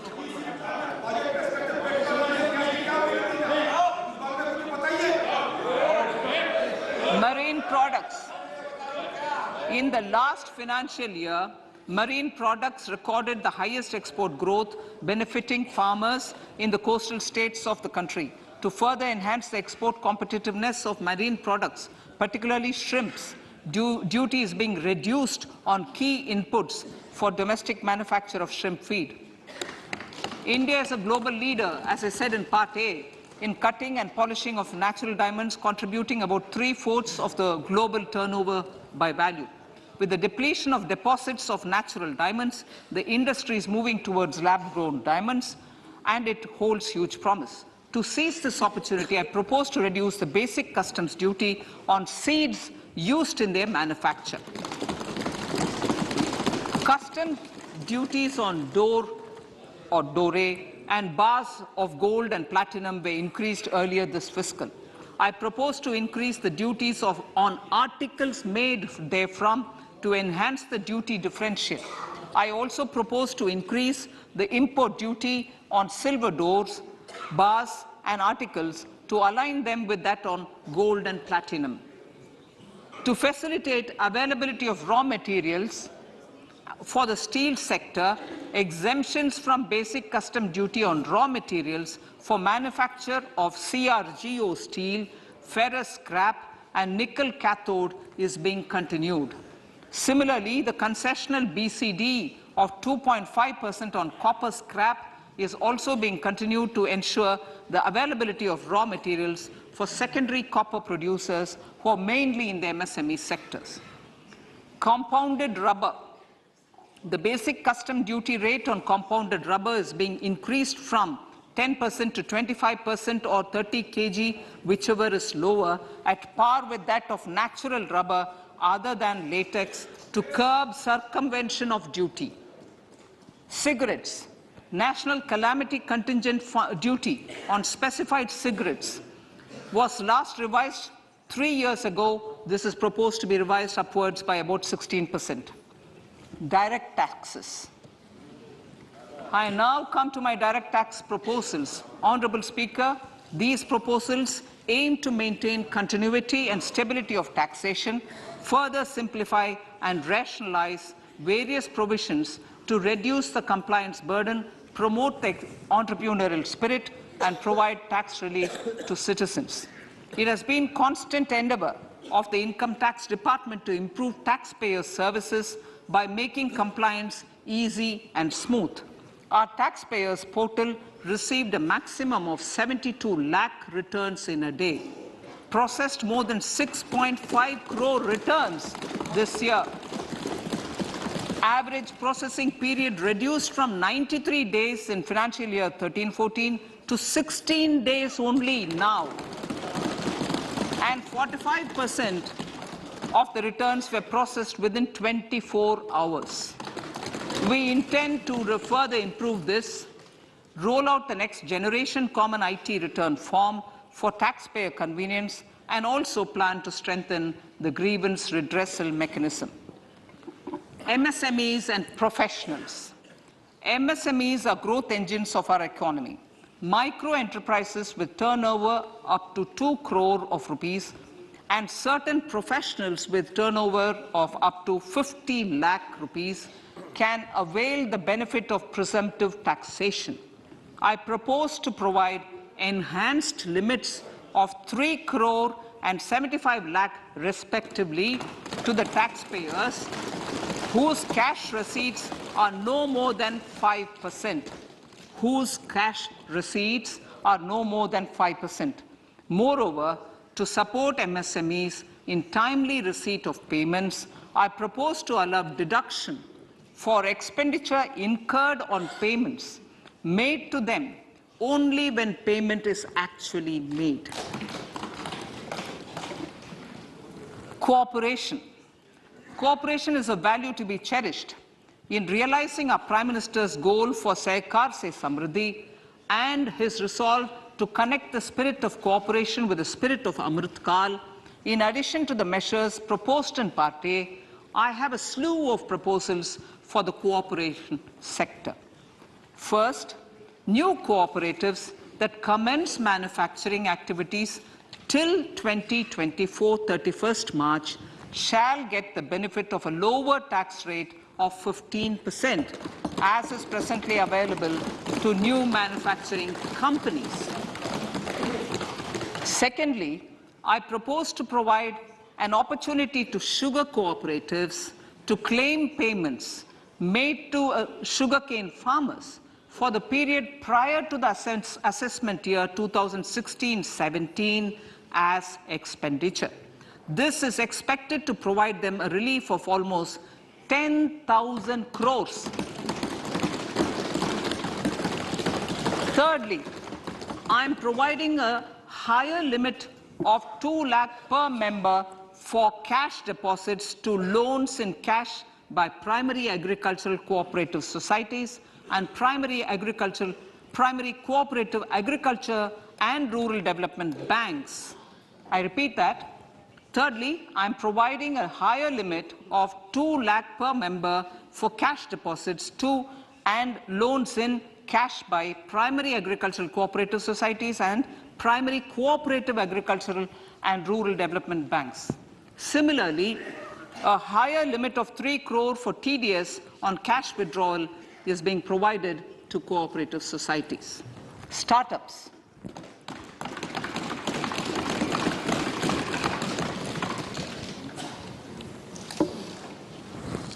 Entrepreneurship is vital for a country's economic development.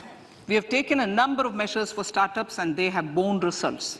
India is now the third largest ecosystem for startups globally and ranks second in innovation quality among middle-income countries.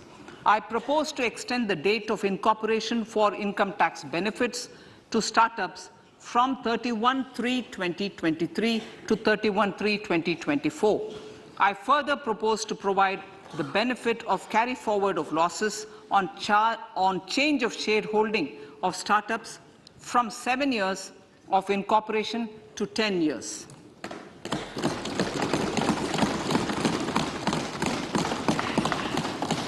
To reduce the pendency of appeals at commissioner level, I propose to deploy about 100 joint commissioners for disposal of small appeals. We shall also be more selective in taking up cases for scrutiny of returns already received this year.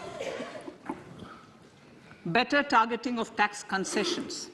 For better targeting of tax concessions and exemptions, I propose to cap deduction from capital gains on investment in residential house under Section 54 and Section 54F to 10 crores. Another proposal with similar intent is to limit income tax exemption from proceeds of insurance policies with very high value. Rationalization. Honorable Speaker, sir, there are a number of proposals relating to rationalization and simplification.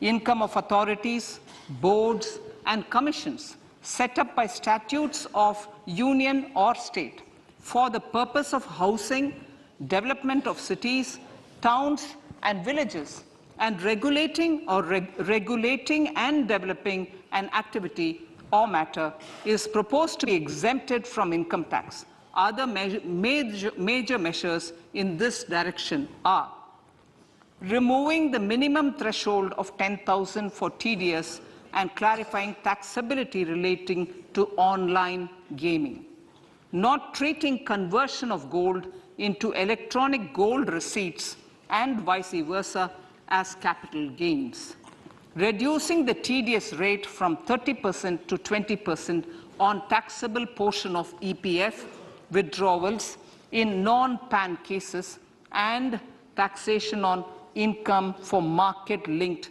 debentures. Other major proposals in the finance bill relate to the following: extension of period of tax benefits to funds relocating to IFSC, GIFT City till 31/3/2025, decriminalization under Section 276A of the Income Tax Act, allowing carry forward of losses on strategic disinvestment, including that of IDBI Bank, and providing EEE status to Agnivir Fund. Personal income tax.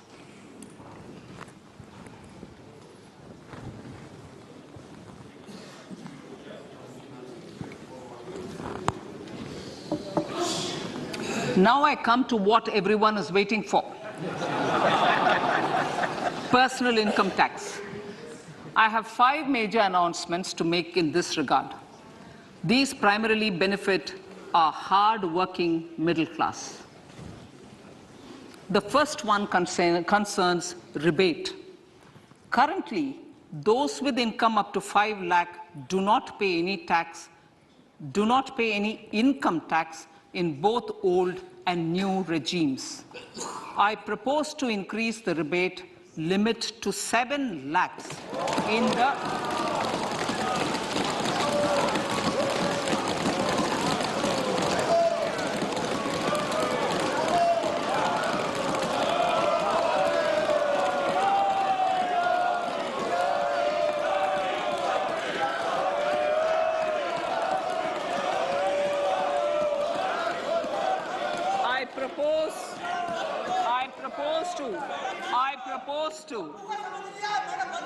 I propose to increase the rebate limit to 7 lakh in the new tax regime. Thus, persons in the new tax regime with income up to 7 lakhs will not have to pay any tax at all. The second proposal relates to middle-class individuals. I had introduced in the year 2020 the new personal income tax regime with 6 income slabs starting from 2.5 lakh. I propose to change the tax structure in this regime by reducing the number of slabs to 5 and increasing the tax exemption limit to 3 lakhs. The new tax rates are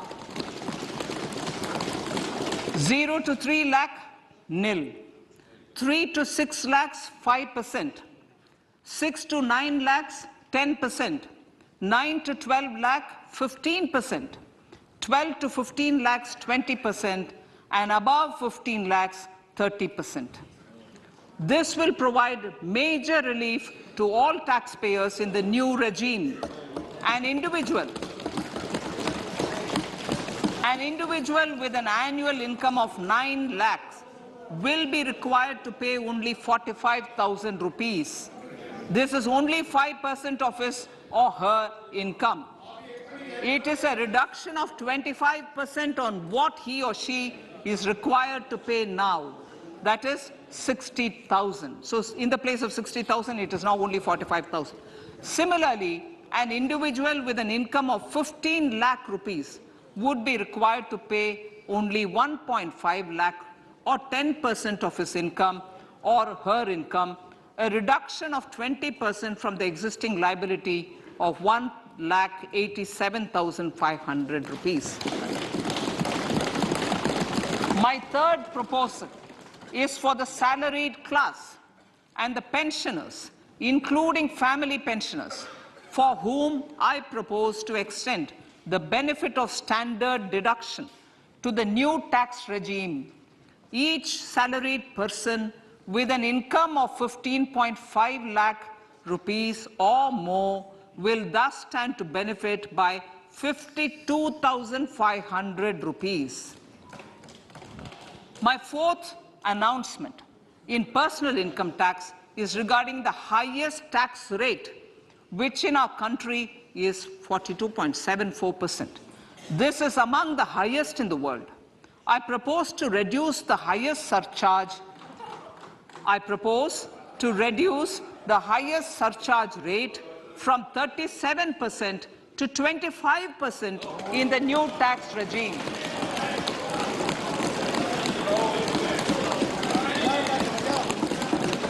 This would result in reduction of the maximum rate. This would result in the reduction of the maximum tax rate to 39%.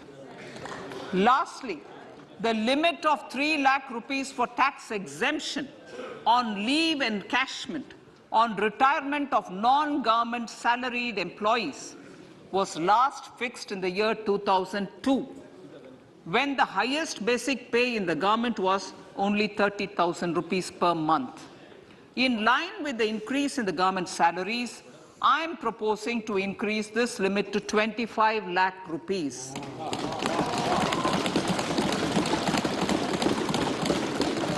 We are also making the new income tax regime as the default tax regime. However, citizens will continue to have the option to avail the benefit of the old tax regime. Apart from these, I am also making some other changes as given in the annexure.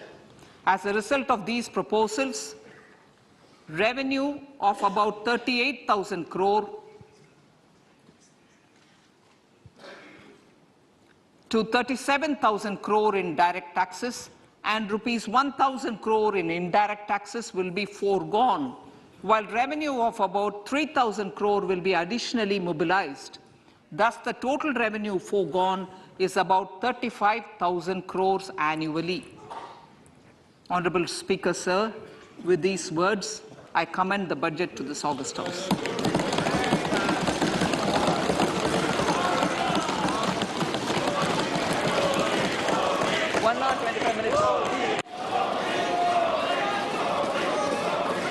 Item number 1.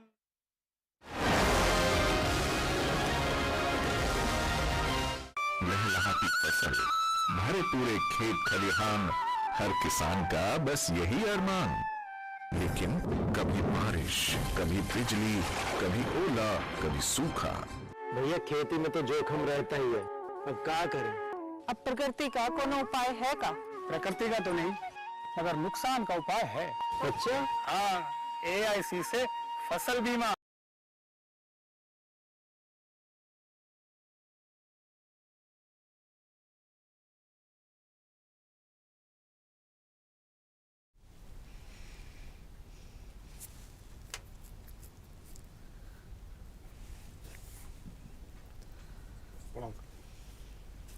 வணக்கம் நண்பர்களே.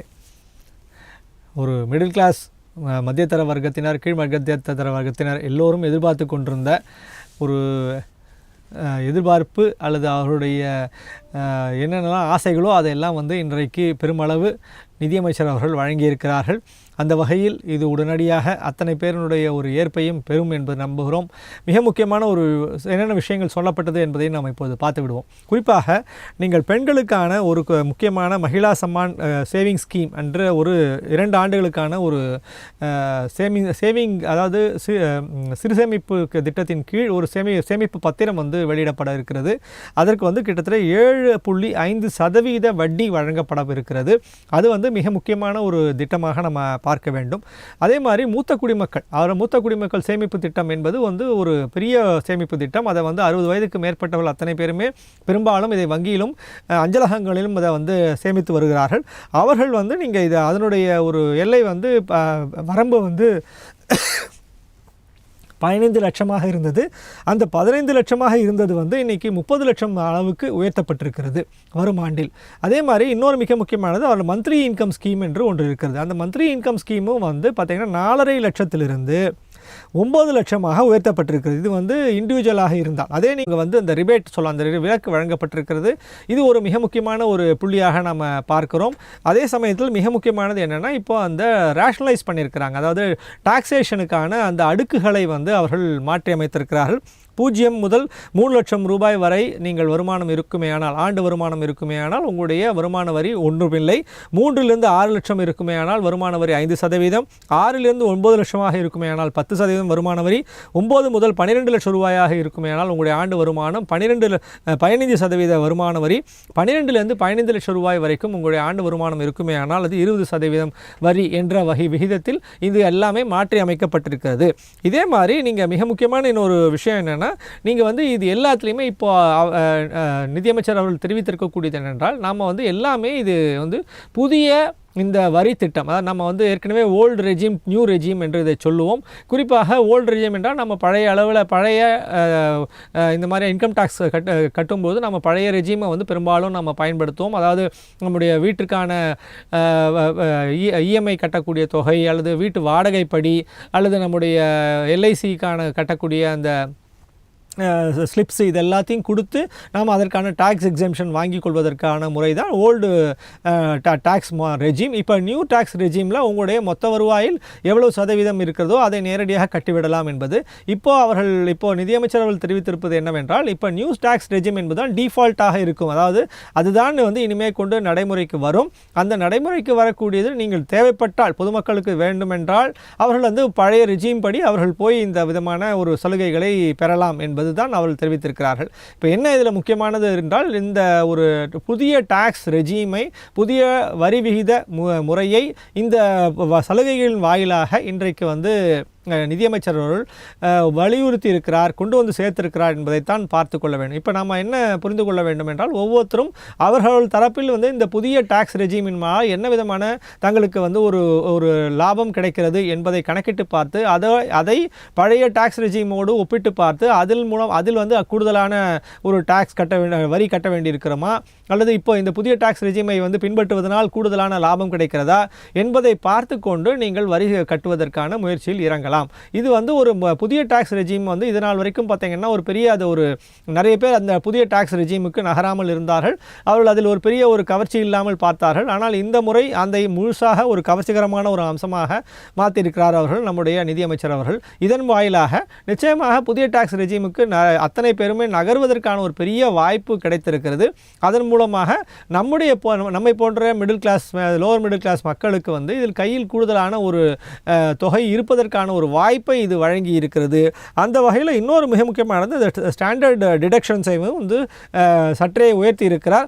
நம்ம பொதுவாக 50,000 ரூபாய் இருந்த இடத்தில் இன்றைக்கு வந்து 52,500 ரூபாய் வரையாக அந்த ஸ்டாண்டர்ட் டிடக்ஷன், நிலையான கழிவு என்பதை சொல்வோம், அந்த நிலையான கழிவை வந்து உயர்த்தி இருக்கிறார். இதெல்லாம் மிக முக்கியமான ஒரு முக்கியமான விஷயமாக நம்ம பார்க்கிறோம். இந்த வகையில் இப்போ எல்லோருமே வந்து இந்த புதிய டாக்ஸ் ரெஜிமுக்கு நகர்வதற்கான ஒரு பெரிய வாய்ப்பு கிடைத்திருக்கிறது. இந்த ஒரு திட்டங்களை பார்க்கும்பொழுது நாம் வந்து நம்முடைய ஒரு பொதுமக்களுடைய பார்வையிலிருந்து, பொதுமக்களுடைய திட்டத்தினுடைய பார்வையிலிருந்து, தனிப்பட்ட இன்கம் டேக்ஸ் கட்டக்கூடியவர்களுடைய பார்வையிலிருந்து இது ஒரு பெரிய வரவேற்கத்தக்க அம்சமாக இதில் இருக்கிறது. நம்ம இன்னும் சற்று கொஞ்சம் விரிவாக பார்த்தோமே ஆனால், நம்முடைய ஒரு நம்ம இந்த நிகழ்ச்சி தொடங்குவதற்கு முன்னாடி நான் சில செய்திகளை சொன்னேன். நாம் வந்து எவ்வளவு தூரம் நம்முடைய நிதி பற்றாக்குறை இருக்க போகிறது என்று நாம் வந்து பேசிக்கொண்டிருந்தோம். அதில் வந்து நாம் என்ன சொன்னோம், இந்த ஆண்டு 6.4% தான் வந்து நிதி பற்றாக்குறை இருக்க வேண்டும் என்று நாம் போன ஆண்டே கணித்தோம்.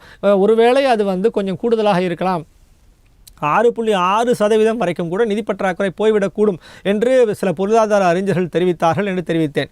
ஆனால் இம்முறை இன்றைக்கு பட்ஜெட்டில் மிக தெளிவாக நிதியமைச்சர் அவர்கள் தெரிவித்திருக்கிறார்கள், இல்லை நாம் வந்து 6.4% அளவுக்குத்தான் நம்முடைய நிதி பற்றாக்குறையானது இருக்கும் என்பதை அவர் வந்து வலியுறுத்தியிருக்கிறார். 1. 2, வரும் ஆண்டு, அதாவது 23-24 நிதியாண்டில் நம்முடைய நிதி பற்றாக்குறையானது 5.9% தான் இருக்கும் என்பதையும் அவர் வந்து உறுதிபட தெரிவித்திருக்கிறார்.